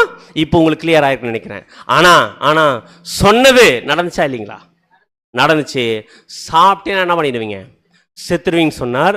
அந்த இன்ஸ்ட்ரக்ஷன் கேட்டுட்டு ஆதாம் அந்த மரத்தை பார்க்கும் போதெல்லாம் தேவன் சொன்ன அந்த வார்த்தை ஞாபகம் வந்திருக்காதுங்களா? அப்படியே எல்லாம் தோட்டத்தை கனிகளை சாப்பிடணும் பார். இந்த மரத்தை கிட்ட வந்தனே, ஓ தேவன் என்ன பண்ணாரு? இதை சாப்பிடுன்னு சொன்னார். என்ன பண்ணிருப்பாரு? விலகி போயிருப்பாரு. ஸோ அப்படியே போயிட்டு இருக்கு, ரொம்ப சந்தோஷமா இருக்கிறாரு. வசனம் வாசிக்கலாம். ஆதியாகமம் 2:20. ஆதாம் சகலவித நாட்டு மிருகங்களுக்கும் ஆகாயத்து பறவைகளுக்கும் சகலவித காட்டு மிருகங்களுக்கும் பேரிட்டான். ஆதாமுக்கோ ஏற்ற துணை இன்னும் காணப்படவில்லை. ஸோ இன்னும் யார் வரல?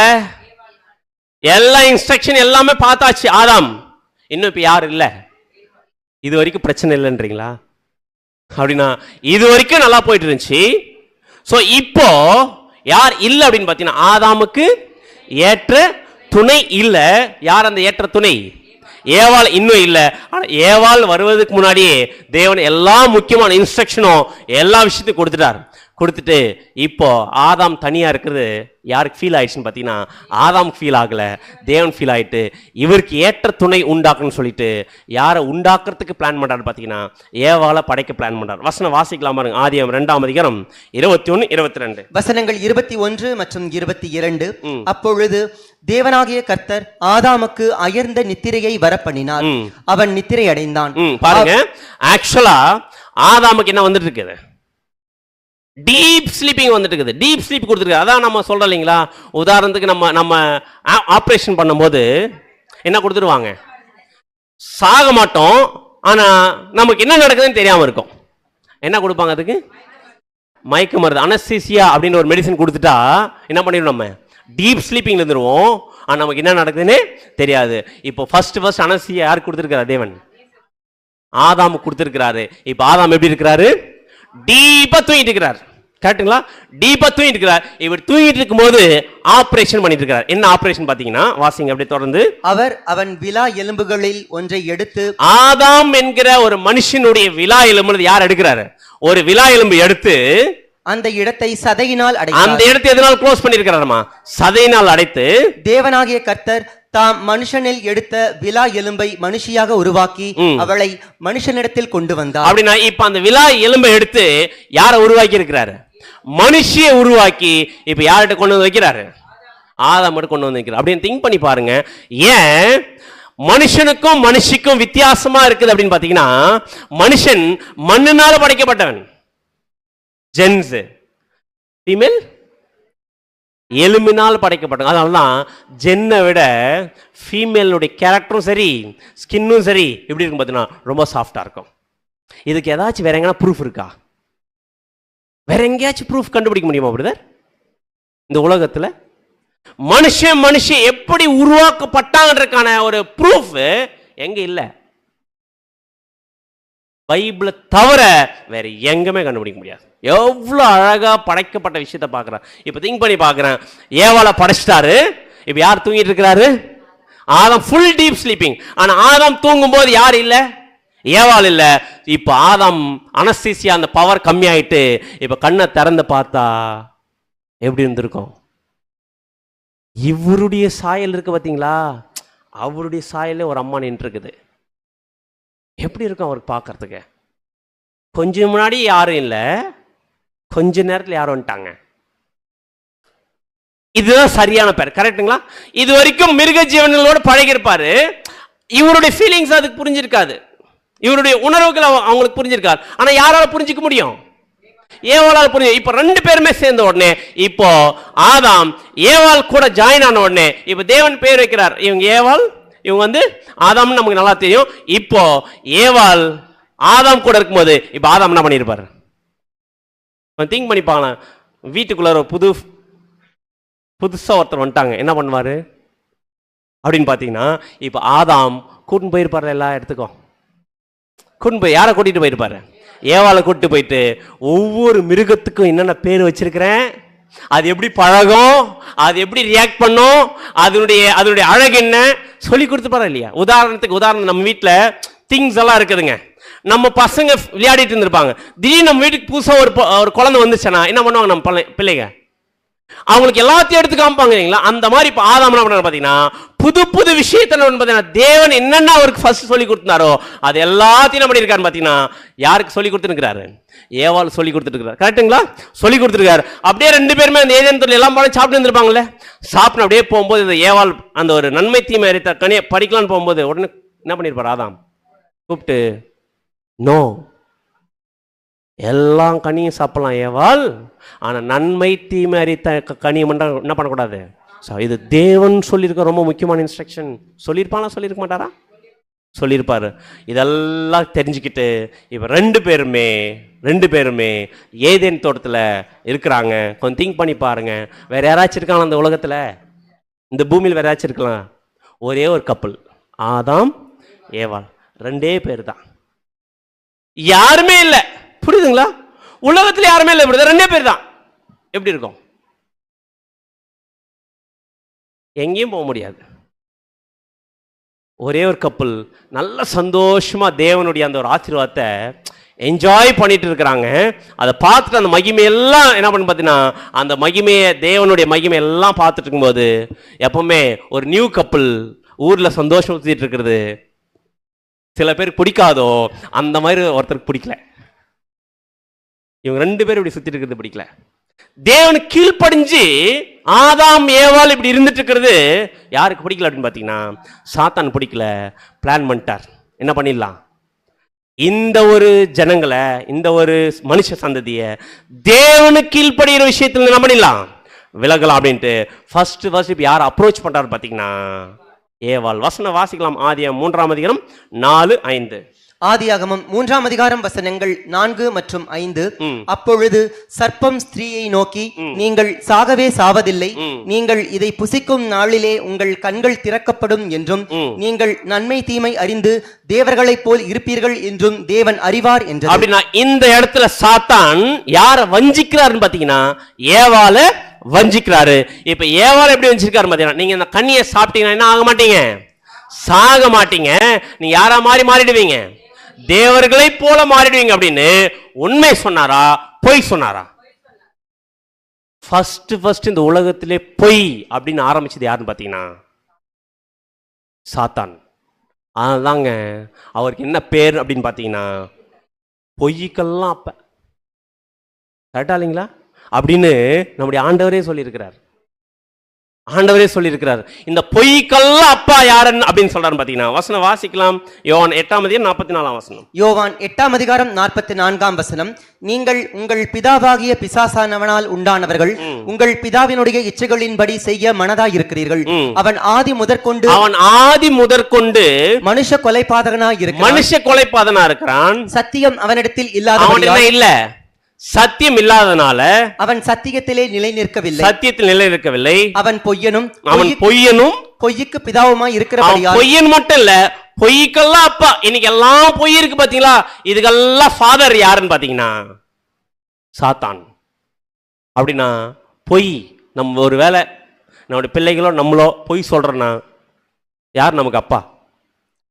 சாத்தான் தான் நமக்கு அப்பா. அப்ப என்ன சொல்லக்கூடாது, பொய் பேசக்கூடாது. கரெக்டுங்களா? அப்படின்னா தெளிவா சொல்லிட்டாரு. அப்படின்னு இந்த பொய்யை சொல்லி யாரை வஞ்சித்துட்டாரு அப்படின்னு பாத்தீங்கன்னா, ஏவாளை வஞ்சித்துட்டாரு. வசனம் வாசிக்கலாம். ஆதியாகமம் 3ஆம் அதிகாரம் 4ஆம் வசனம். ஆதியாகமம் 3ஆம் அதிகாரம் 6ஆம் வசனம்.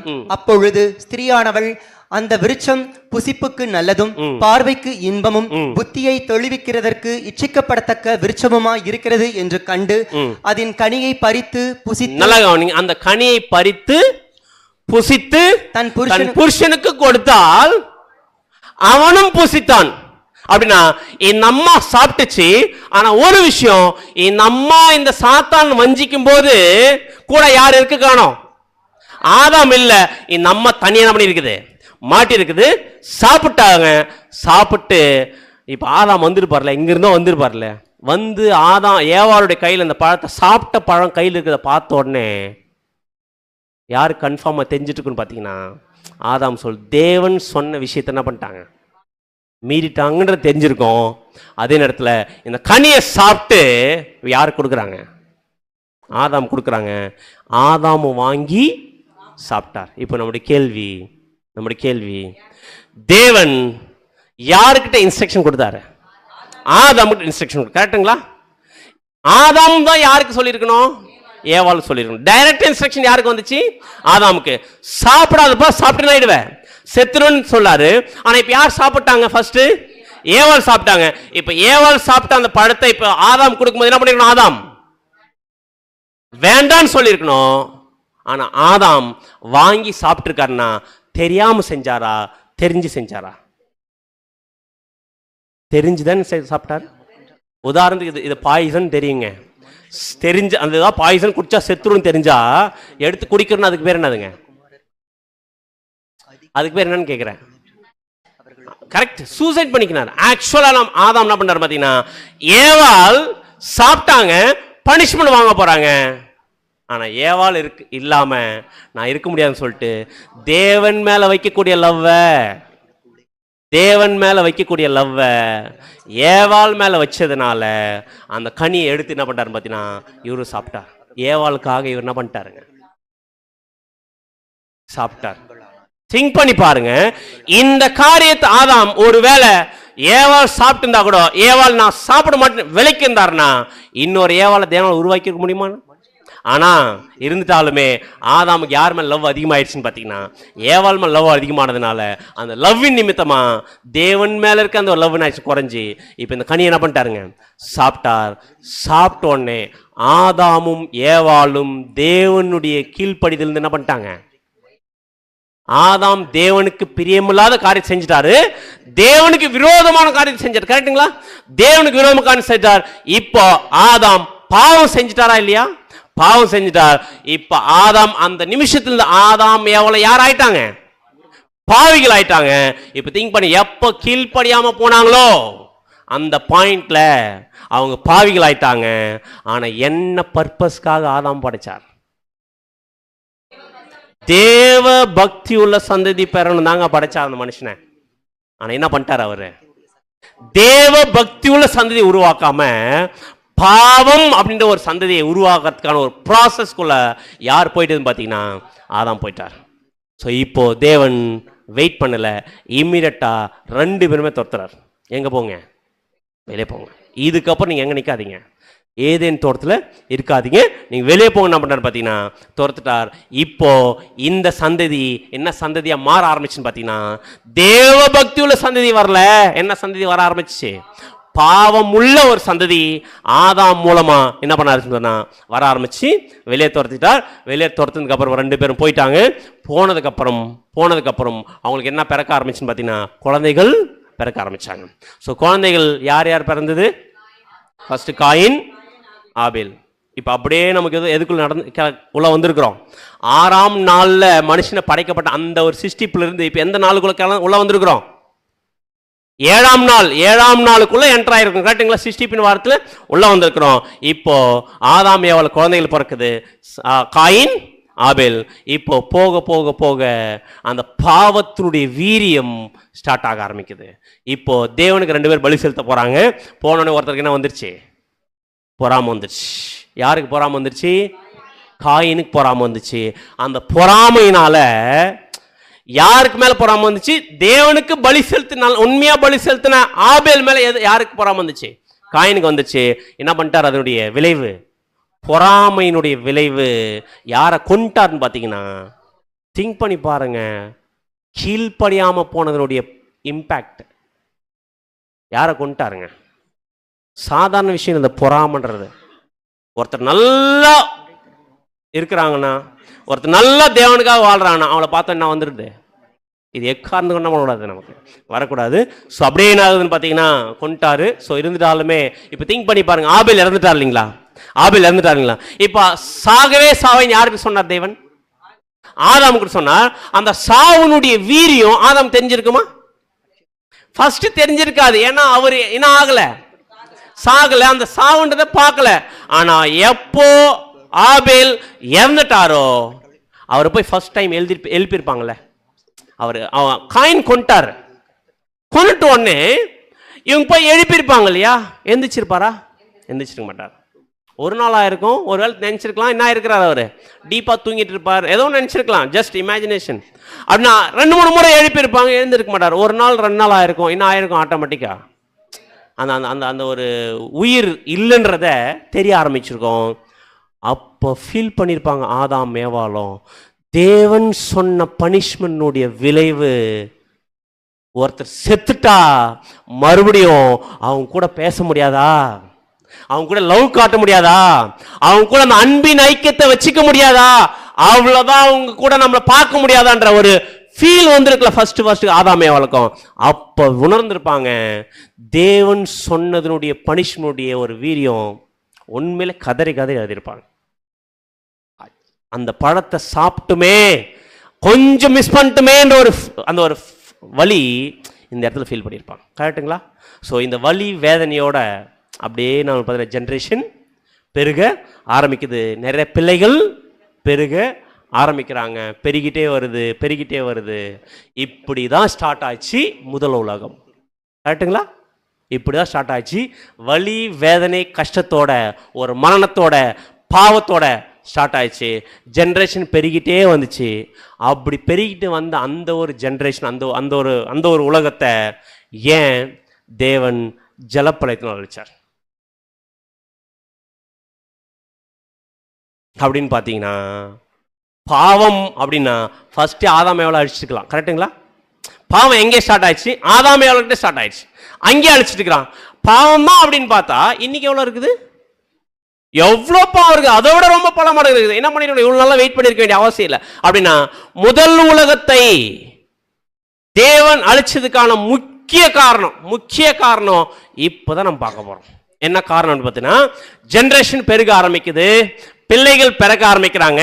அப்படியே பிள்ளைகள் பிறந்துட்டு வந்துட்டு இருக்கும்போது மனுஷர்களுக்கு ஆண்கள் பெண் பிள்ளைகள் பிறக்க ஆரம்பிச்சு அப்படியே ஜென்ரேஷன் பெருகும்போது இப்போதான் ஒரு முக்கியமான ஒரு சம்பவம் நடக்குது. என்ன சம்பவம் நடக்குதுன்னு பார்த்தீங்கன்னா, ஆதியாகமம் 6ஆம் அதிகாரம் 1ஆம் வசனம் 2ஆம் வசனம். ஆதியாகமம் 6ஆம் அதிகாரம் வசனங்கள் 1 மற்றும் 2.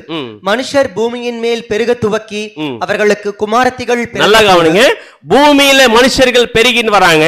அப்படி வரும்போது அவர்களுக்கு குமாரத்திகள் பிறந்த போது, குமாரத்திகள்னா பெண் பிள்ளைகள் பிறந்த போது, தேவகுமாரர் மனுஷ குமாரத்திகளை அதிக சௌந்தரியம் உள்ளவர்கள் என்று கண்டு அவர்களுக்குள்ளே தங்களுக்கு பெண்களை தெரிந்து கொண்டார்கள். மேரேஜ் பண்ணிக்கலாமா? யார் மேரேஜ் பண்ணிக்கணும் பாத்தீங்கன்னா, மனுஷ குமாரத்திகளை மேரேஜ் பண்ணிக்கலாமா? யார் மேரேஜ் பண்ணிக்கலாமா? தேவகுமாரர் மனுஷ குமாரத்திகளை அதிக சௌந்தரியம் உள்ளவர்கள் என்று கண்டு அவர்களுக்குள்ளே தங்களுக்கு பெண்களை தெரிந்து கொண்டார். அப்படின்னா இங்க குமார்த்திகள் நமக்கு நல்லா தெரியும், தேவகுமாரர்கள் யார்? தேவகுமாரர்கள் மனுஷ குமார்த்திகள் அதிக சௌந்தரியம் உள்ளவர்கள் கண்டு மேரேஜ் பண்ணிக்கிறாங்களாமா. யாருங்க தேவகுமாரர்கள்? சன்ஸ் ஆஃப் காட் அப்படின்னு இருக்கும். யாருங்க சன்ஸ் ஆஃப் காட் அப்படின்னு பார்த்தீங்கன்னா, தேவகுமாரர்கள் அப்படின்றது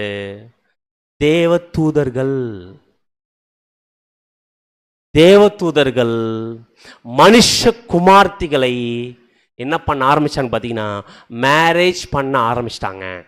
எப்படி பிரதர்? தேவதூதர்கள் எந்த சரீரத்தில் இருப்பாங்க? ஆவின் சரீரத்தில் இருப்பாங்க.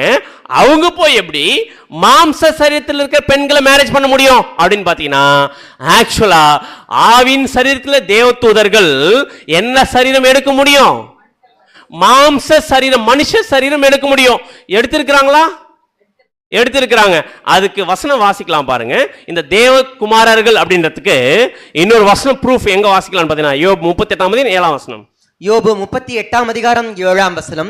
அப்பொழுது விடியற் காலத்தில் நட்சத்திரங்கள் ஏகமாய் பாடி. இந்த 38ஆம் அதிகாரம் இந்த பூமியை படைக்கும் போது மனுஷனே இல்ல, பூமியை படைக்கும் போது அப்போது விடியற் காலத்து நட்சத்திரங்கள் ஏகமாய் பாடினா ரொம்ப சந்தோஷப்பட்டிருக்கிறாங்க. ஏகமாய் பாடி தேவ புத்திரர்கள் எல்லாரும் கெம்பீரித்தார்கள். அந்த தேவ புத்திரர்கள் யாரு அப்படின்னு பாத்தீங்கன்னா, தேவ தூதர்கள். அதுதான் அந்த வசனத்தில் ஆதியாகமம் சொல்லியிருக்குது. தேவகுமாரர்கள், தேவபுத்திரர்கள், இவங்கெல்லாம் யார்? Sons of God. இவங்க தேவதூதர்களா இருக்கிறவங்க, ஆவின் சரீரத்தில் இருக்கிறவங்க. எப்படி பிரதர் மாம்ச சரீரத்தில் இருக்க ஸ்திரீகளை மேரேஜ் பண்ண முடியும் அப்படின்னு பார்த்தீங்கன்னா, இந்த ஆவியில் இருக்கக்கூடிய தேவதூதர்கள் பூமியில மாம்ச சரீரம் எடுத்து மனுஷனா வரத்துக்கான ஒரு பவரும் வந்து இருக்கிறாங்க. எப்படி அப்படின்னு பார்த்தீங்கன்னா, உதாரணத்துக்கு எதெல்லாம் சொல்லலாம் சிஸ்டர்? Very good. யாருன்னு பார்த்தீங்கன்னா, ஆபிரகாம் மம்ரேயின் சமபூமியில் உக்காண்டிருக்கும் போது 3 புருஷர்கள் வரதை பார்க்குறார். யாருங்க அந்த 3 புருஷர்கள்? அவங்க மனுஷர்களா? இல்ல, தேவதூதர்கள். என்ன சரீரம் எடுத்துன்னு வந்திருக்கிறாங்க? மனுஷ சரீரம் எடுத்திருக்கிறாங்க. அது புருஷர்களா, 3 புருஷர்களா என்ன வந்திருக்கிறாங்க. இந்த மாதிரி ஆபிரகாம் தேவதூதர் பண்ணியிருக்கிறாரு, பார்த்திருக்கார். எந்த சரீரத்தில்? மனுஷ சரீரத்தில் பார்த்திருக்கிறார். அதே இடத்துல லோத்து சோதம் கோமோரல்ல மிகப்பெரிய அருவருப்பு நடக்கும்போது அடிக்கணும் தேவன் முடிவு பண்ணும்போது லோத்தை கையை பிடிச்சிட்டு ஒருத்தர் இழுத்துட்டு போனாருங்களா? யாரு? தேவதூதர்கள். ஆவின் சரீரத்தில் இல்ல, மாம்ச சரீரத்தில் வந்து மனுஷனா இருந்து என்ன பண்ணி பார்த்தீங்கன்னா கையை பிடிச்சிட்டு என்ன பண்ணி கூட்டின்னு போயிருக்கிறாங்க. அது மட்டும் இல்லாம யாக்கோபு ஃபைட் பண்ணார்ல, யார்கிட்ட ஃபைட் பண்ணாருங்க? தேவதூதரோட போராடினார். தேவதூதன் ஆவின் சரீரத்தில் இல்ல, மாம்ச சரீரத்தில் வந்த தேவதூதனோட போராடி ஜெயிப்பார். அதுக்கு தான் அவருக்கு என்ன வரும் பார்த்தீங்கன்னா இஸ்ராயேல் அப்படின்னு பேர் வரும். புரியுதுங்களா? அப்படின்னா இதுக்கு நமக்கு நிறைய ப்ரூஃப் இருக்குது. தேவ தூதர்கள் மனுஷ குமார்த்திகளை அதிக சௌந்தரியம் உள்ளவர்கள் என்று கண்டு என்ன பண்ணிக்கிட்டாங்க, அவங்ககிட்ட மேரேஜ் பண்ணிக்கிட்டாங்க. அப்படின்னா ஏன் பிரதர் தேவ தூதர்கள் மனுஷ சரீரம் எடுத்துட்டு வரணும் அப்படின்னு பார்த்தீங்கன்னா, அது ஏதேன் தோட்டத்தில் தேவனுக்கு கீழ்ப்படிஞ்சிட்டு இருக்கிற வரைக்கும், தேவனுக்கு கீழ்ப்படிஞ்ச வரைக்கும் இந்த தூதனுடைய வேலை இல்லாமல் இருந்துச்சு. எப்போ தேவனுக்கு கீழ்ப்படியாம போயிட்டாங்களோ, இப்போ தேவனுக்கும் மனுஷனுக்கு இருக்கிற உறவு ஆயிடுச்சு, கட் ஆயிடுச்சு. இப்போ அந்த மனுஷர்களை தேவன் பக்கம் திருப்பறதுக்கு அவங்களுக்கு தேவன் என்ன விரும்புறான்னு சொல்லி கொடுக்கணும் இல்லையா?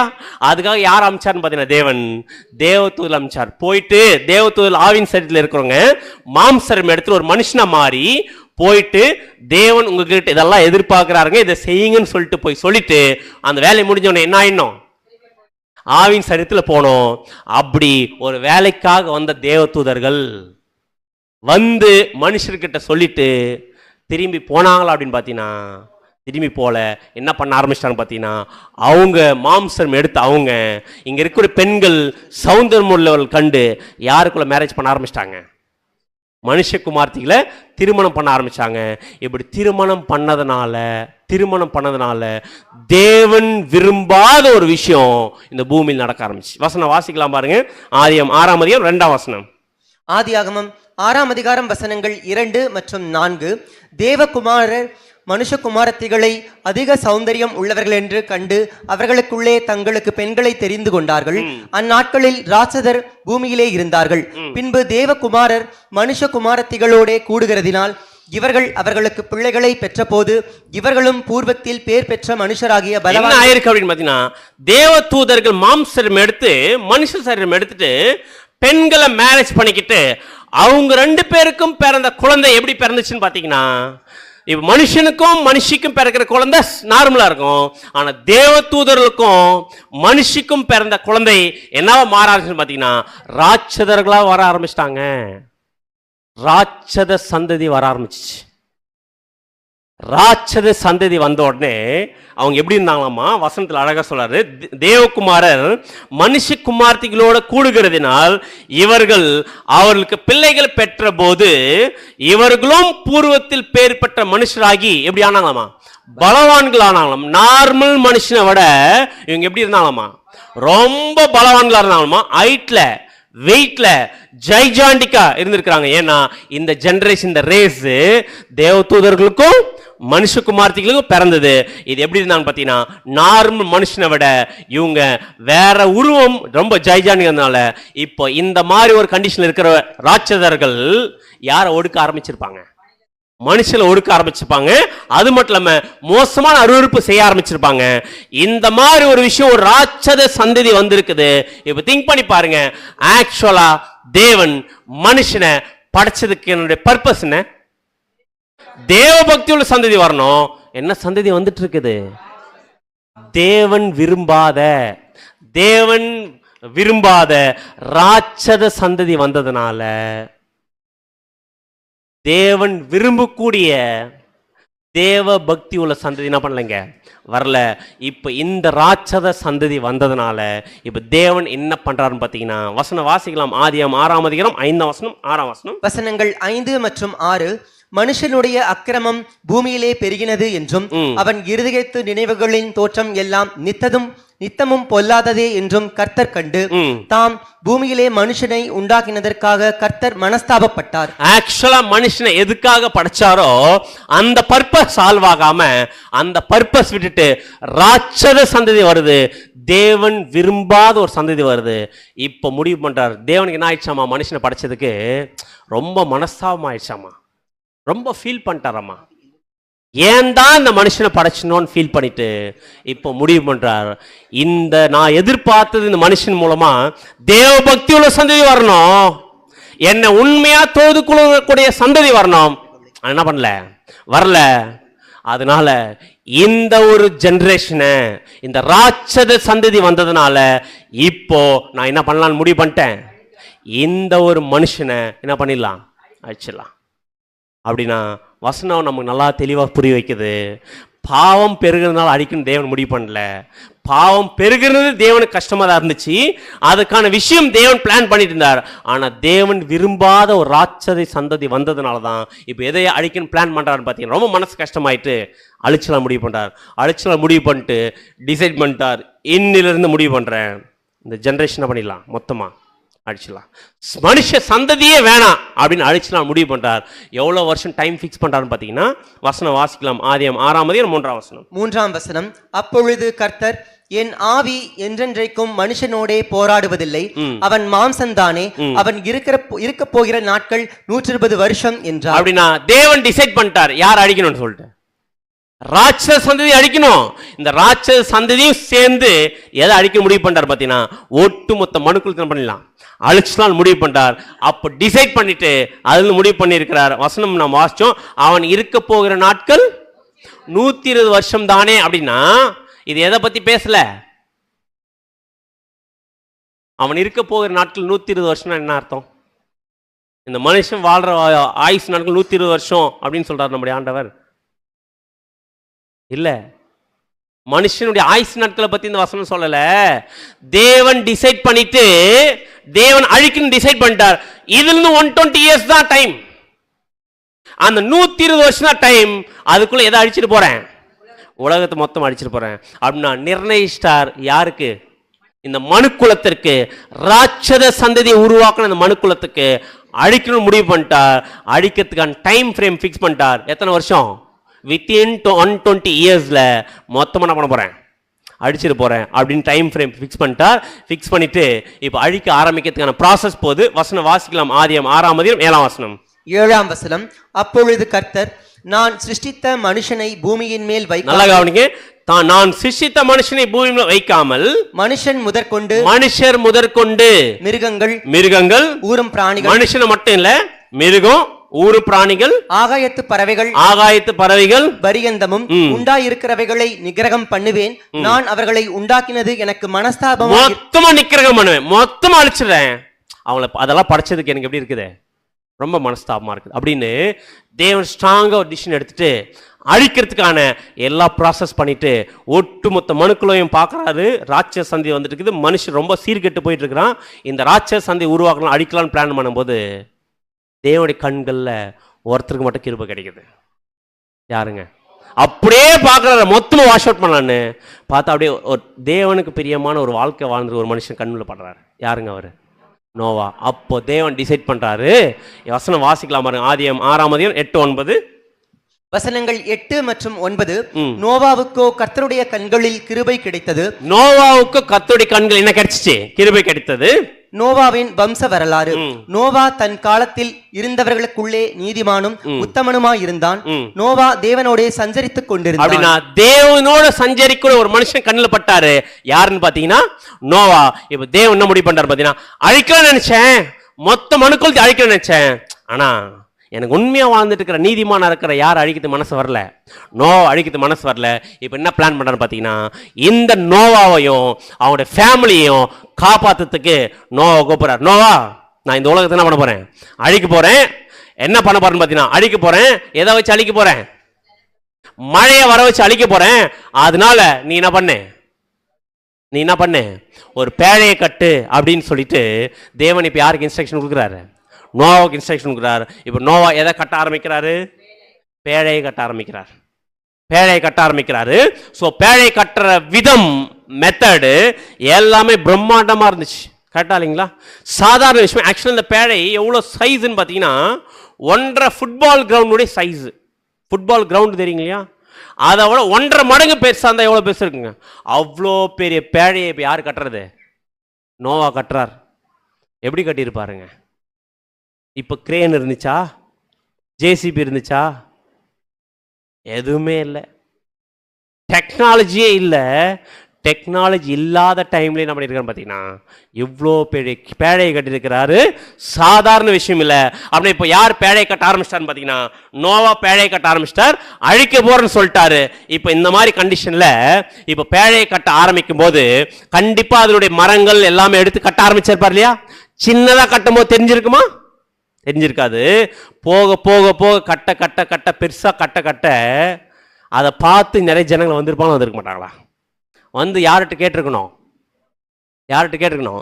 நோவா கிட்ட கேட்க ஆரம்பிக்கிறாங்க. என்ன கேட்க ஆரம்பிக்கிறாங்க பார்த்தீங்கன்னா, என்ன நோவா பண்ணிட்டு இருக்கிறீங்க அப்படின்னு கேட்கும்போது நோவா சொல்லியிருப்பாரு. என்ன சொல்லியிருப்பாரு பார்த்தீங்கன்னா, பேழையை கட்டிட்டு இருக்கிறேன். அப்படின்னா கப்பலை கட்டிட்டு இருக்கிறேன். என்னன்னா தேவன் இந்த பூமியை என்ன பண்ண போறாருமா? மழை வரப்போகுது, மழை வந்து எல்லாம் அழிக்க போறாரு. அதுல இருந்து தப்பிக்கணும்னா இந்த பேழைக்குள்ள வந்துட்டீங்கன்னா நீங்க என்ன பண்ணிக்கலாம்? தப்பிச்சுக்கலாம். ஒரு மிகப்பெரிய அழிவு வரப்போகுது, பார்த்துக்குங்க அப்படின்னு சொல்லிட்டு சொல்ல ஆரம்பிச்சோடனே எல்லாரும் அப்படியே நோவா, இது தெரியாம போச்சு நோவா அப்படின்னு உள்ள வந்துட்டு இருப்பாங்களா? என்ன பண்ணியிருந்திருப்பாங்க? கேலி கிண்டல் பண்ணியிருப்பாங்க. ஏன் கேலி கிண்டல் பண்ணியிருப்பாங்க? மழை வரும், நீங்க எல்லாம் அழிஞ்சிருவீங்க, அழியாம இருக்கிற அந்த பேழைக்குள்ள வந்துருங்கன்னு சொல்லும் போது ஏன் கேலி பண்ணியிருப்பாங்க பார்த்தீங்கன்னா, ஆக்சுவலா இது வரைக்கும் யாருமே மழையை என்ன பண்ணதில்ல, பார்த்ததே இல்லை. இதே ஒரு இன்ஸ்ட்ரக்ஷன் நோவாவுக்கு சொல்லியிருப்பார் தேவன். நோவா, மழை வரும், நான் அழிக்க போறேன், பேழையை கட்டுவேன்னு. மழையா தேவன் எப்படி இருக்கும் அது கேட்டாரா? எதுவுமே கேட்கல. சொன்ன விஷயத்தை விசுவாசிச்சுட்டு கட்ட ஆரம்பிச்சிட்டார். அப்படின்னா அதுக்கு முன்னாடி வரைக்கும் மழையே வரலையா பிரதர்? மழை வந்துச்சா இல்லைங்களா? வரல. ஏன்னா அப்போ அதுக்கு முன்னாடி வரைக்கும் எப்படி செடிங்களாம் வந்துச்சு அப்படின்னு பார்த்தீங்கன்னா, வசனம் வாசிக்கலாம். ஆதியாகமம் 2ஆம் அதிகாரம் 5-6. ஆதியாகமம் 2ஆம் அதிகாரம் வசனங்கள் 5 மற்றும் 6.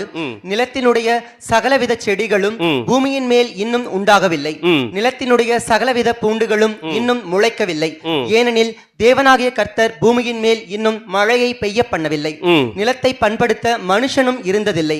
அப்பொழுது மூடுபனி பூமியிலிருந்து எழும்பி பூமியை எல்லாம் பூமியில் இருக்கிற தாவரங்கள் எப்படிதான் வந்திருக்குதாமா? மழை தண்ணி வந்து வரல, பூமியில் அந்த மூடு பனி, அந்த சில்னஸ் வந்த உடனே, அந்த பனி வந்த உடனே எது வந்திருக்கு? நல்ல தாவரங்கள் வந்திருக்கு. ஆனா இது வரைக்கும் எதுவே பார்த்ததில்ல, மழையே பார்த்ததில்ல. மழை வரும்னு தேவன் சொன்ன உடனே விசுவாசி கப்பலை கட்ட ஆரம்பிச்சிட்டாரு. ஆனா மழை வரும்னு மற்றவங்க சொன்ன என்ன பண்ணல, யாருமே நம்பாம இருக்கிறாங்க. ஆனா கட்டியிருப்பார்ல பெருசா, கட்ட கட்ட கட்ட ஹெல்ப் பண்ணியிருப்பாங்களா? கிண்டல் கேலி பண்ணியிருப்பாங்களா? அவமானப்படுத்தியிருப்பாங்களா? எவ்வளோ அவமானம் இருந்திருக்கும்.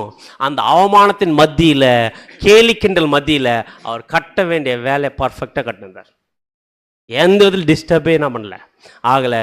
அதான் நம்ம வசனம் வாசிக்கிறோம். ஆதியாகமம் 7ஆம் அதிகாரம் 13 மற்றும் 14. ஆதியாகமம் 7ஆம் அதிகாரம் வசனங்கள் 13 மற்றும் 14. அன்றை தினமே நோவாவும் நோவாவின் குமாரராகிய சேமும் காமும் யாப்பேத்தும் அவர்களுடனே கூட நோவாவின் மனைவியும் அவன் குமாரரின் 3 மனைவிகளும் பேழைக்குள் பிரவேசித்தார்கள். யாரும் வரல, யார் மட்டும் தான் உள்ள போயிருக்கிறது? நோவா, அவனுடைய மனைவி, அவனுடைய பிள்ளைகள். எத்தனை பேர்? 3 பேர். அவனுடைய 3 மனைவிகள். மொத்தம் எத்தனை பேர்? 8 பேர் பேழைக்குள்ள போயிட்டாங்க. அதுக்கப்புறம் பேழைக்குள்ள எதெல்லாம் போயிருக்கு? சொன்ன மிருகம் வந்திருக்கு. யாரு வரல? மனுஷன் வரல. அப்படியே வாசிங்க. அவர்களோடு ஜாதி ஜாதியான சகலவித காட்டு மிருகங்களும் ஜாதி ஜாதியான சகலவித நாட்டு மிருகங்களும் பூமியின் மேல் ஊறுகிற ஜாதி ஜாதியான சகலவித ஊரும் பிராணிகளும் ஜாதி ஜாதியான சகலவித பறவைகளும் பலவிதமான சிறகுகள் உள்ள சகலவித பட்சிகளும் பிரவேசித்தன. அப்படின்னா எல்லாமே எதுக்குள்ள போயிடுச்சு? பேழைக்குள்ள போயிடுச்சு. அப்படி தொடர்ந்து வாசிங்க பிரதர். 15, 16 வசனங்கள் 15 மற்றும் 16. இப்படியே ஜீவ சுவாசம் உள்ள மாம்ச ஜந்துக்கள் எல்லாம் ஜோடு ஜோடாக நோவாவிடத்தில் பேழைக்குள் பிரவேசித்தன. தேவன் அவனுக்கு கட்டளையிட்டபடியே ஆணும் பெண்ணுமாக சகலவித மாம்ச ஜந்துக்களும் உள்ளே பிரவேசித்தன. அப்பொழுது கர்த்தர் அவனை உள்ளே விட்டு கதவை அடைத்தார். நோவாவும் அவனோட ஃபேமிலி உள்ள போயிடுச்சு. எதுவும் உள்ள போயிடுச்சு. ஜோடி ஜோடியான மிருகங்களும் உள்ள போயிடுச்சு. உள்ள போயிட்ட கதவை யார் க்ளோஸ் பண்ணிட்டாரு? தேவன் கதவை க்ளோஸ் பண்ணிட்டாரு. க்ளோஸ் பண்ணிட்டு மழை வந்துடுச்சா? வரல. எவ்வளோ நாள் ஆச்சு மழை வரத்துக்கு? இறங்க இந்த பேழையெல்லாம் கட்டதான் அந்த 120 வருஷம். அப்படின்னா பேழையை கட்டி முடிச்சிட்டார். நோவாவும் அவங்க ஃபேமிலி உள்ள போயிட்டாங்க. எல்லாம் மிருகமும் உள்ள போயிடுச்சு. கதவை க்ளோஸ் பண்ணிட்டாரு. மறுநாள் மழை வந்துச்சான்னு பார்த்தா இல்லை. 1 நாள் ஆச்சு, 2 நாள் ஆச்சு, 3 நாள் ஆச்சு, 5 நாள் ஆச்சு, இன்னும் வரல. எப்படி இருந்திருக்கும்? வெளியில் இருந்திருப்பாங்க ஜனங்க, ராட்சதர்கள் இருந்திருப்பாங்கல்ல, எப்படி கிண்டல் பண்ணியிருப்பாங்க. உள்ளே போயிட்டாரு, லாக் பண்ணிட்டாங்க. உள்ளே இருக்கிறாங்க 8 பேர். என்ன வரும்னு? மழை வரும்னு. மழைன்றது ஒன்று வரல. டே கடந்து கடந்து போகும்போது எந்த அளவுக்கு அவமானப்படுத்தியிருப்பாங்க. ஆனால் 6வது நாள் ஆச்சு, மழை வரல. 7ஆம் நாள் ஆகும்போது என்ன வர ஆரம்பிக்குதுன்னு பார்த்தீங்கன்னா, மழை வர ஆரம்பிக்குது. மேலேருந்து எப்படி கொட்டியிருக்கும் மழை? தண்ணி வந்திருக்கு இல்லையா? மேலேருந்து தண்ணி விழும்போது ஃபர்ஸ்ட் அந்த ஜனங்களுக்கு எப்படி ஃபீல் ஆயிருக்கும்? எப்படி இருந்திருக்கு? மேலேருந்து எது கொட்டுது?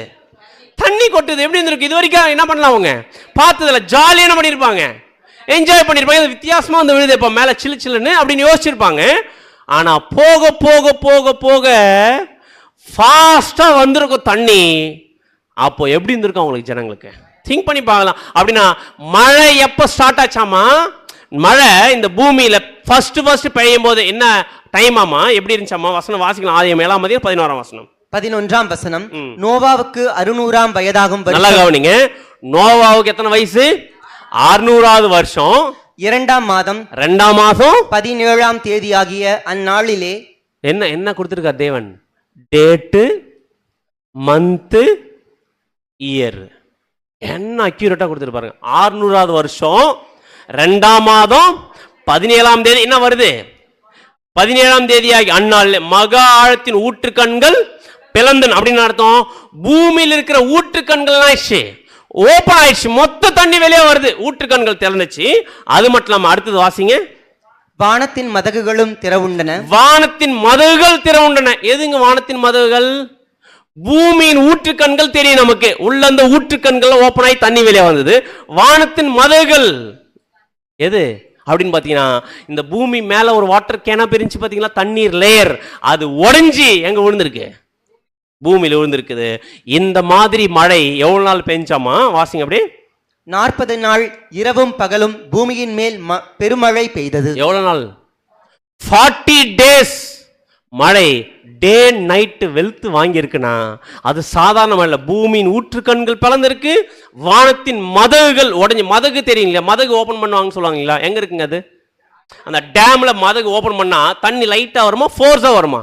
அப்படின்னா மதகு, வானத்தின் மதகு தேவன் ஓபன் பண்ண எப்படி வந்திருக்கு? தண்ணி அப்படியே கொட்டி இருக்கணும். இந்த மாதிரி 40 நாள் மழை மேலையும் கீழையும் கொட்டி இருக்கும் போது எப்படி இருந்திருக்கும்? திங்க் பண்ணி பாருங்க. சென்னையில் ஒரு 4 நாள் மழை வந்துச்சுன்னா இப்படி ஆயிடும். கரெக்டுங்களா? அதுக்கப்புறம் நடக்கிறதுக்கு வழி இருக்காது, எல்லாம் ஆத்துல தண்ணி போயிடும். கரெக்டுங்களா? அப்படின்னா 40 டேஸ் டே நைட் சாதாரண மழை இல்லை, பெரும் மழை கொட்டி தீர்த்து இருக்கும் போது அந்த மாதிரி ஒரு கண்டிஷன்ல தண்ணி ஏற ஆரம்பிச்சிருக்குல்ல. இப்ப 4 நாள் மழைக்கு இப்படி இருக்கும்போது அங்க ஏறி இருக்குல்ல தண்ணி. தண்ணி அதிகமாக அதிகமாக ஜனங்கள் என்ன பண்ண ஆரம்பிச்சிருப்பாங்க? மேடான இடத்தை நோக்கி ஓட ஆரம்பிச்சிருப்பாங்கல்ல. ஓடி அங்க போய் நின்று இருந்தா அங்க என்ன இருக்கும்? தண்ணி ஃப்ளோ மேல வந்துட்டே இருந்திருக்கும். அப்படியே மரத்துல போய் ஏறி இருப்பாங்க, தண்ணி என்ன இருக்கும்? மரத்தையும் ஓவர்ஃப்ளோ இருக்கும். இப்படி மரத்துல எல்லாம் தண்ணி ஏறிட்டே போயிட்டு இருக்குது. இப்ப எது மிதக்க ஆரம்பிச்சிச்சு? பேழை மிதக்க ஆரம்பிச்சு தண்ணி அப்படியே ஏறிட்டே போயிட்டு இருக்குது. எங்கெங்கெல்லாம் உயரமான இடம் இருக்குது அங்க போய் நின்று இருப்பாங்க. தண்ணி என்ன பண்ணிருக்கு? அது போயிட்டு க்ளோஸ் பண்ணிருக்கோம். கடைசியா ராட்சதரும் சரி எல்லா ஜனங்களும் சரி எங்க ஓடி இருப்பாங்க? இருக்கிறதுலே இல்ல, பேழை மிதக்க ஆரம்பிச்சிச்சு, ஆனா தண்ணி மேடான இடத்துக்கு போய் நின்று இருப்பாங்க. எல்லாமே க்ளோஸ் ஆயிருக்கும். இருக்குதுலே பாக்குறாங்க மலைகள் எல்லாம் ஹைட். கரெக்டுங்களா? இப்ப மலையில போய் நின்று தப்பிக்கலான்னு போனா அந்த மழையினுடைய தண்ணி எதை விட ஹைட்டா க்ளோஸ் ஆயிடுச்சுன்னு தண்ணி அப்படியே ஏறி எதையே க்ளோஸ் பண்ணிச்சாமா? மலைகளே மூடிச்சாமா. மலையை மட்டும் மூடுறது மட்டும் இல்லாம எவ்வளவு ஹைட்டுக்கு தண்ணி நின்னுச்சாமா? வசனம் வாசிக்கலாம். ஆதியாகமம் 7ஆம் அதிகாரம் 19-23 வரைக்கும் வசனங்கள் 19 முதல் 23 முடிய. ஜலம் பூமியின் மேல் மிகவும் அதிகமாய் பெருகினதினால் வானத்தின் கீழ் எங்கும் உள்ள உயர்ந்த மலைகள் எல்லாம் மூடப்பட்டன. நல்லா கவனிங்க. வானத்தின் கீழே இருக்கிற எல்லா மலையும் ஆயிடுச்சு, எல்லா மலை க்ளோஸ் ஆயிடுச்சு. க்ளோஸ் ஆனது மட்டும் இல்லைங்க, எவ்வளவு ஹைட் தண்ணி போயிடுச்சாமா? வாசிங்க. மூடப்பட்ட மலைகளுக்கு மேலாய், மூடப்பட்ட மலைகளுக்கு மேலாய் 15 முழ உயரத்திற்கு ஜலம் பெருகிறது. எவ்வளவு முழம்? எல்லா மலையும் மூடிச்சாங்க தண்ணி. 40 நாள் மழையில மூடுன்னு மட்டும் இல்லாம அந்த மலைக்கு மேல இருக்கிறதுல ஹையஸ்டான மலை எது சொல்லலாம்? உதாரணத்துக்கு எவரெஸ்ட் மலைன்னு வச்சுக்கலாம். அந்த மலைக்கு மேல ஒரு 15 முழம் உயரம்னா எவ்வளவு ஹைட், எவ்வளவு அடி இருக்கும்? 15 முழம்னா எவ்வளவு அடி இருக்குன்னு கேட்கிறேன். உதாரணம், ஒரு முழம்னா எத்தனை அடி? 1.5 அடியா ஒரு முழம்? 1 அடி 1 முழம், 15 முழம்னா ஏறக்குறை 22 அடி ஹைட்டு எது நின்று இருக்கு? திங்க் பண்ணி பாருங்க. இதுதான் மலை, இருக்கிறது ஹையஸ்ட் மலை தானே வச்சுக்கங்க. இதுக்கு மேல வரைக்கும் எது தேங்கி இருக்கு? தண்ணி தேங்கி இருக்கு. எவ்வளோ ஹைட்டாமா? 15 முழம் ஹைட்டுனா ஏறக்குறை எவ்வளோ ஹைட்டுன்னு பார்த்தீங்கன்னா 22 அடி ஹைட்டுனா எவ்வளோ ஹைட்டில் க்ளோஸ் ஆயிருக்கணும்? ஏன் தேவன் மூடப்பட்ட மலைக்கு மேல இவ்வளோ ஹைட் தண்ணி நிற்க வச்சிருக்கணும்?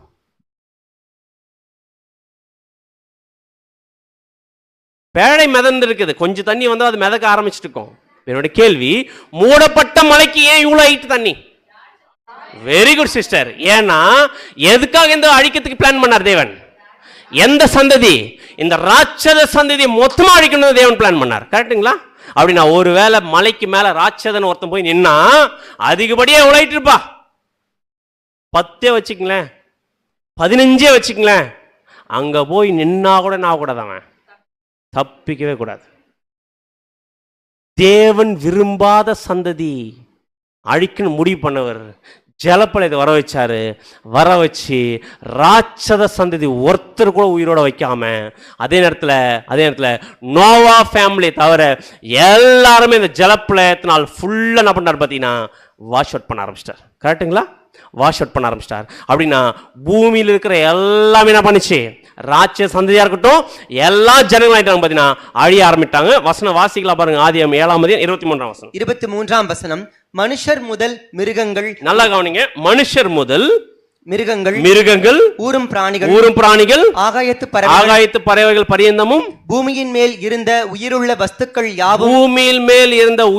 வஸ்துக்கள் யாவும் அழிந்து அவைகள் பூமியில் இராதபடிக்கு என்ன பண்ணிச்சு? நிக்கிரகமாய்.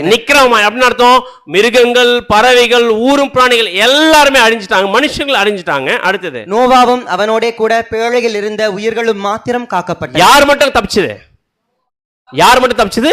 நோவா அவனுடைய ஃபேமிலி மட்டும் தப்பிச்சிட்டாங்க. மொத்தம் எத்தனை பேர்? 8 பேர். அப்படி நோவாவும் அவனுடைய குடும்பத்தாரும் 8 பேர் தப்பிச்சிட்டாங்க. மற்ற எல்லாரும் ஆயிட்டாங்க. அந்த ஒரு ராட்சதம் சரி, மனுஷன், மிருகங்கள் எல்லாரும் ஆயிடுச்சுங்க, அழிஞ்சிச்சு. யார் மட்டும் தப்பிச்சது? நோவாவும் அவங்களுடைய குடும்பத்தார். மொத்தம் எத்தனை பேர் தப்பிச்சாங்க? ஜலப்பழத்திலிருந்து 8 பேர் தப்பிச்சாங்க. அப்படின்னா அந்த 8 பேர் தப்பிச்சாங்கன்னா அவங்க மட்டும் தப்பிச்சாங்களா? பேழையிலிருந்து உயிர்கள் தப்பிச்சாங்க. நான் கேட்கறது அந்த மிருகம் தப்பிச்சிச்சு, ஓகே. பட் மனுஷர்கள், மிருகங்கள் எல்லாம் அழிஞ்சிச்சு. 8 பேர் பேழைக்குள்ள இருந்து தப்பிச்சிட்டாங்க. இவங்க மட்டும் தப்பிச்சாங்களான்னு கேட்கிறேன்.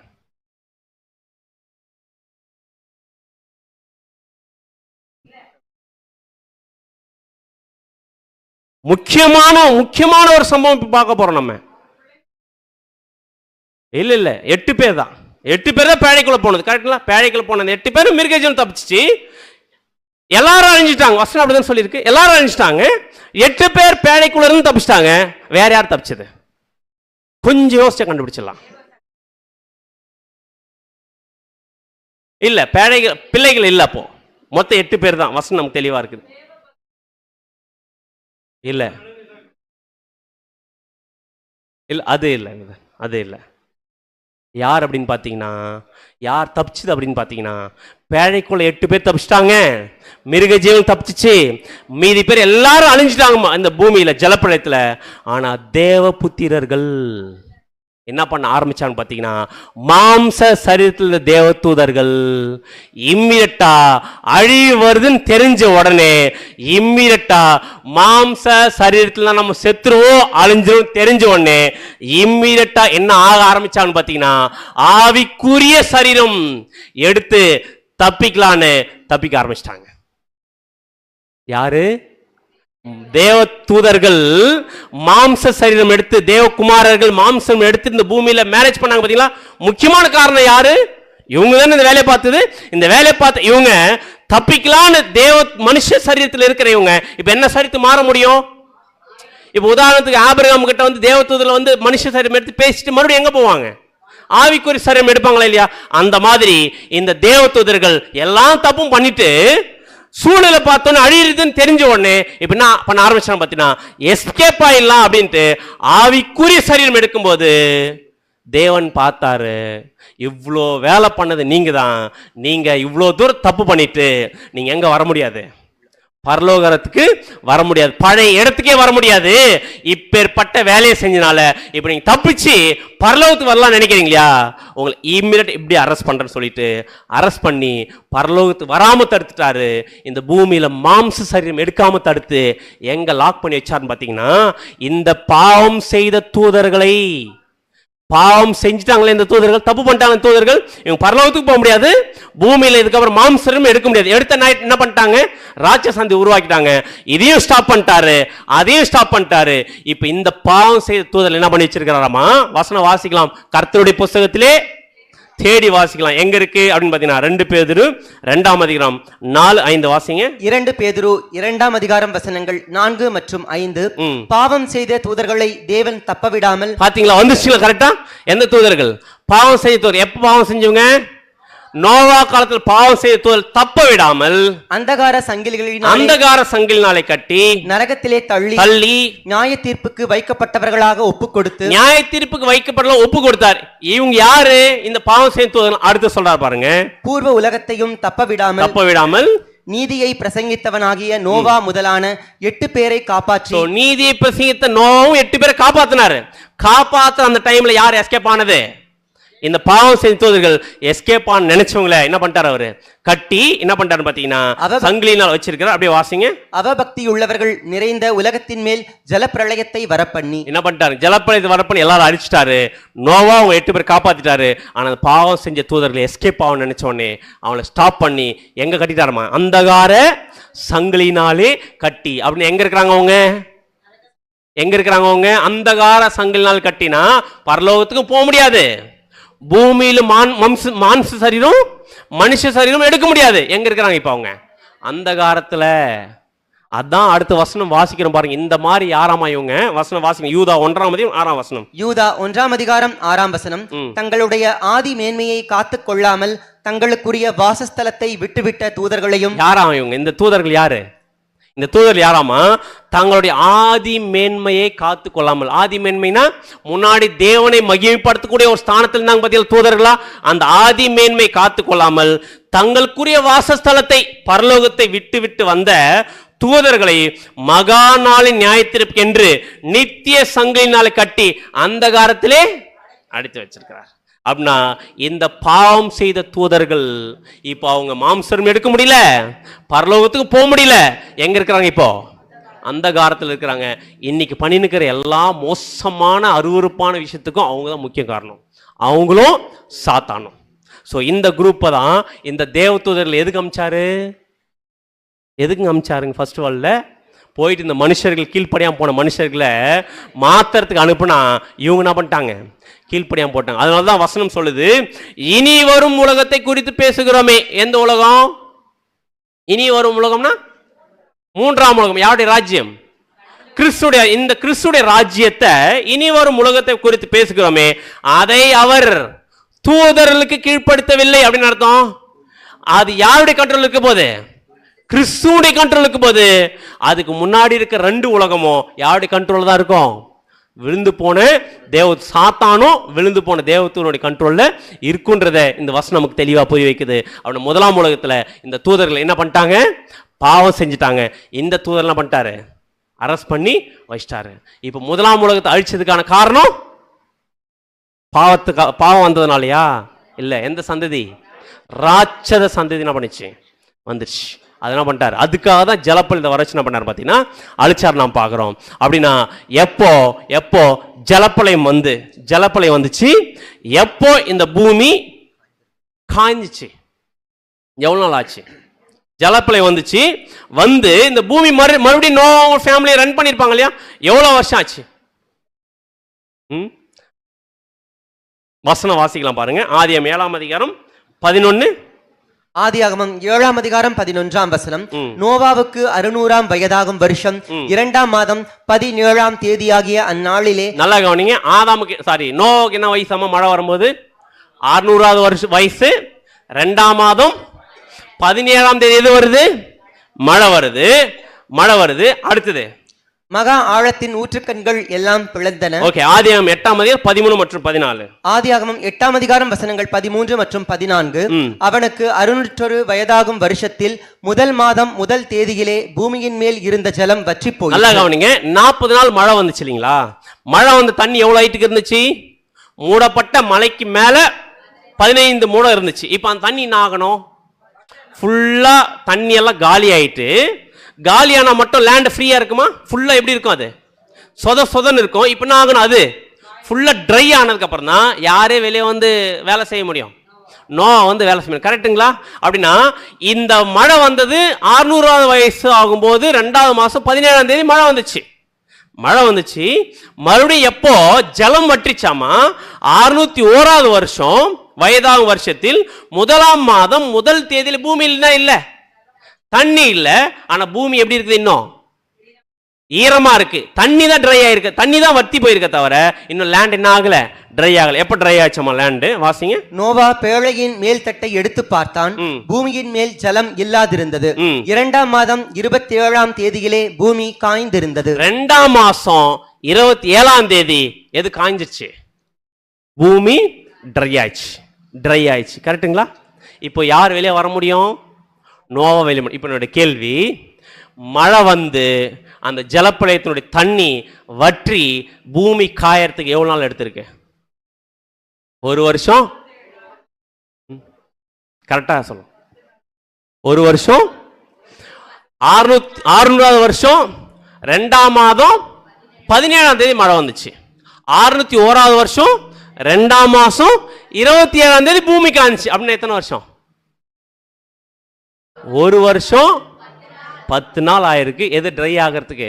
மொத்த தண்ணி ட்ரையா வடிஞ்சி பூமி காயறதுக்கு. கரெக்டுங்களா? அப்படின்னா எவ்வளவு துல்லியமா தேவன் கணக்கு கொடுத்துருக்காரு பாருங்க. அப்படின்னா அப்போது இருந்த உலகம் எதனால் அழிஞ்சிச்சு? ஜலப்பிரளயத்தினால் அழிஞ்சிச்சு அப்படின்னு பார்த்தீங்களா? எதுக்காக அழைச்சார்? எந்த சந்ததி? ராட்சத சந்ததி வந்துட்டோம். அப்படின்னா முதல் உலகம் அழிக்கப்பட்டுச்சு. எதிலிருந்து எது வரைக்கும்? ஆதாமிலிருந்து ஜலப்பிரளயம் வரைக்கும். இந்த முதல் உலகத்தை, இந்த ஒரு முதல் காலப்பகுதியை என்ன பண்ணிட்டார்? ஜலப்பிரளயத்தினால அழிச்சிட்டாரு. இந்த அழிச்சதுக்கு காரணம் பாவத்தினால மட்டும் இல்ல, எதனால அப்படின்னு பாத்தீங்கன்னா ராட்சத சந்ததி, தேவன் விரும்பாத ராட்சத சந்ததி வந்ததுனால அழிச்சிட்டாரு. அப்படின்னா ஆதாமிலிருந்து ஜலப்பிரளயம் வரைக்கும் எவ்வளவு வருஷம்?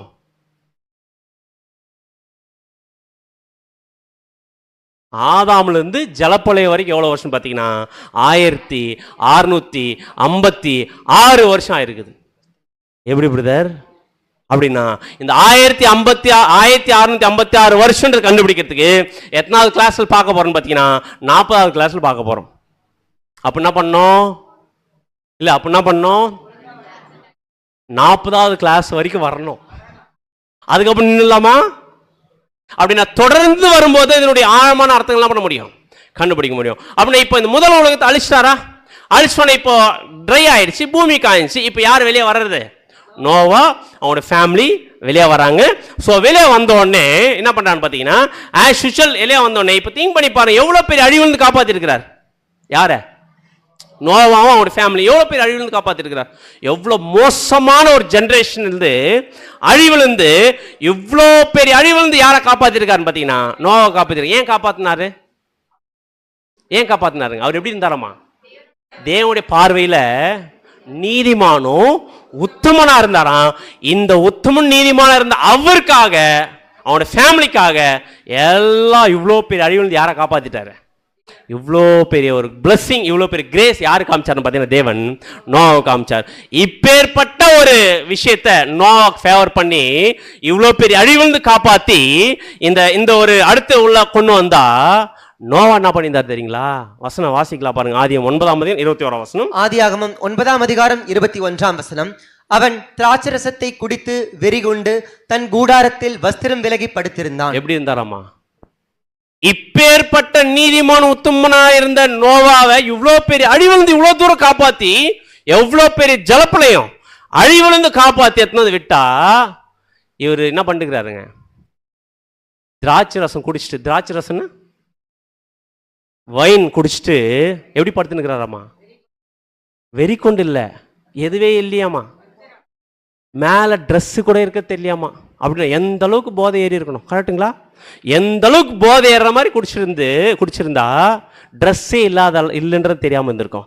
அப்படின்னா அவ்வளோ போதை ஏற அளவுக்கு குடிச்சிட்டு என்ன பண்ணிட்டு இருக்காரு, ட்ரெஸ் இல்லாமல் படுத்துட்டு இருக்காரு. இப்போ நம்முடைய கேள்வி என்ன கேள்வின்னு பார்த்தீங்கன்னா, இப்பேற்பட்ட நீதிமானும் முத்தம்னா இருந்த நோவா இவ்வளோ பெரிய அழிவிலிருந்து காப்பாற்றின்னு வந்தார்ல, இப்பேற்பட்ட நோவா ஏன் குடிச்சிட்டு ட்ரெஸ் எல்லாம் படுத்திருந்தார்?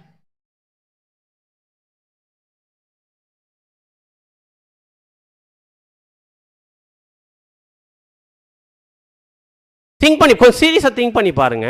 சாதாரண ஒரு ஜலப்பிரளயம் அது அவ்வளோ பெரிய அழிவுலேருந்து காப்பாற்றிருக்கிறார்ல, அவ்வளோ பெரிய அழிவுலேருந்து காப்பாற்றிருக்கல.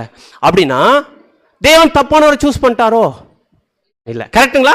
தேவன் தப்ப பார்க்கும்போது தெளிவாக சொல்ல, உத்தமனும் நீதிமான இருந்த நோவா அந்த நாள் தான் அவரை காப்பாற்றிருக்கார். அப்படின்னு அப்பேற்பட்ட ஒரு கண்டிஷன்ல இருந்த நோவா ஏன் குடிச்சிட்டு ட்ரெஸ்லாம் படுத்திருந்தார் அப்படின்றதுக்கான பதில இப்போ பார்க்க போகிறதில்ல. தேவன் சித்தமாக இருந்தால் அடுத்த வாரம் பார்க்கலாம். இந்த கேள்வியோடு நம்ம போகலாம். ஸோ அடுத்த வாரம் ஏன், எதனால, எப்படி இருந்துச்சு, என்ன ஆச்சு அப்படின்றத குறித்து நம்ம என்ன பண்ணணும் பார்த்தீங்கன்னா போகலாம். ஆனால் ஒரு விஷயம் முதலாம் உலகத்தில் என்ன பர்பஸ்க்காக மனுஷனை படைச்சார்? தேவபக்தி சந்ததி. முதலாம் உலகத்தில் வந்துச்சா? இல்ல. இப்போ நம்ம அடுத்து இன்னொரு விஷயத்தையும் எதை பார்க்க போறோம் பார்த்தீங்கன்னா, ரெண்டாம் உலகத்துக்குள்ளார எப்போ நோவா ஜலப்பிலிருந்து வெளியே வந்து காலடி எடுத்து வச்சாரோ, எத்தனாவது உலகம் ஸ்டார்ட் ஆகுது? ரெண்டாம் உலகம் ஸ்டார்ட் ஆகுது. இந்த ரெண்டாம் உலகத்துல நோவா இப்படி படுத்து இருந்திருக்கிறாரு. அதே நேரத்தில் இன்னும் யார் வரல அப்படின்னு பார்த்தீங்கன்னா, தேவ பக்தி உள்ள சந்ததி வரல. இந்த கேள்வி என்னன்னு பார்த்தீங்கன்னா, ரெண்டாம் உலகத்திலே ஆச்சு. தேவன் எதிர்பார்த்த தேவ பக்தி உள்ள சந்ததி வந்துச்சா, வரலையா, என்ன ஆச்சு அப்படின்றத அதையும் நம்ம என்ன பண்ண போறோம் பார்த்தீங்கன்னா அடுத்த வாரம் தேவன் சித்தமாக இருந்தால் பார்க்கலாம். அடுத்த வாரம் இதுக்கு எல்லாத்துக்கும் பதில பார்க்கணும்னா எத்தனை மணிக்கு வரலாம்? 5 மணிக்கு நம்ம சொல்றோம். அப்படின்னா நேரத்தோடு வந்துட்டா நேரத்தோடு முடிச்சு நம்ம என்ன பண்ணலாம், போகலாம். ஸோ பொறுமையாக கேட்டவங்க அனைவரையும் தேவன் தாமே ஆசீர்வதிப்பாராக. இந்த ஒரு வாய்ப்பை நமக்கு ஏற்படுத்தி கொடுத்த நம்முடைய ஆண்டவருக்கு நாம் நன்றிகளையும் ஸ்தோத்திரத்தை நம்ம எடுத்துக்கொள்வோம். ஆமென்.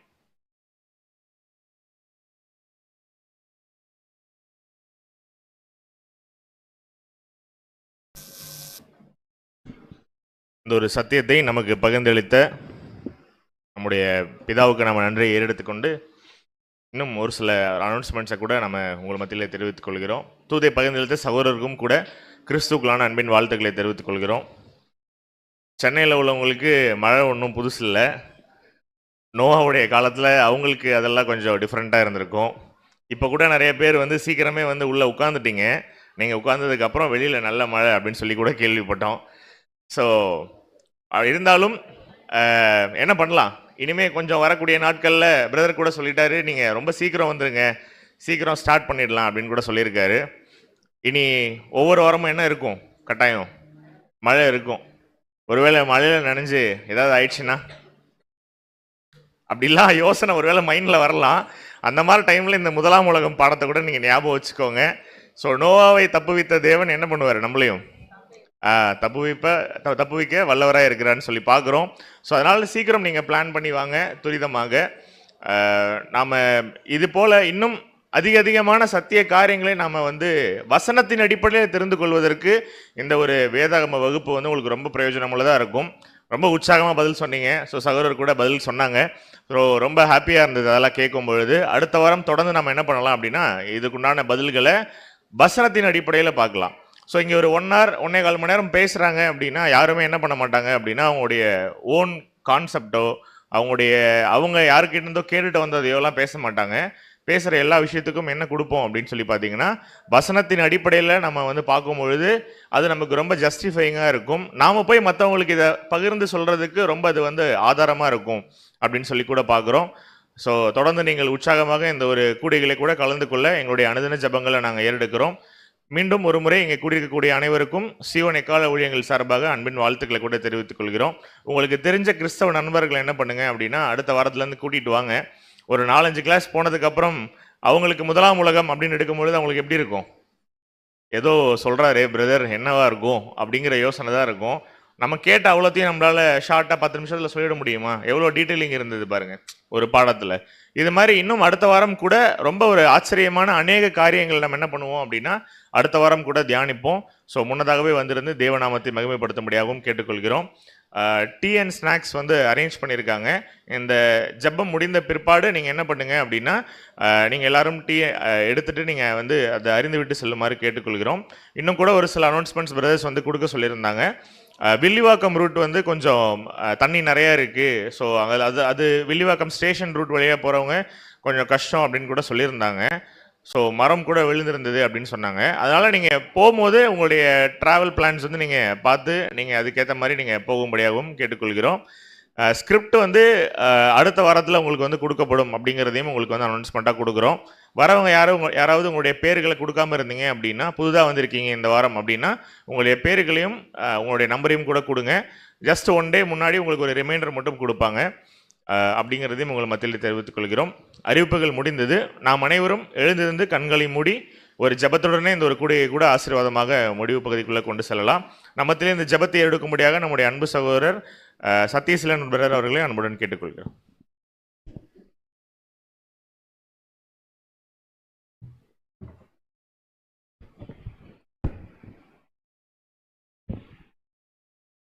ஜெபம் செய்வோம்.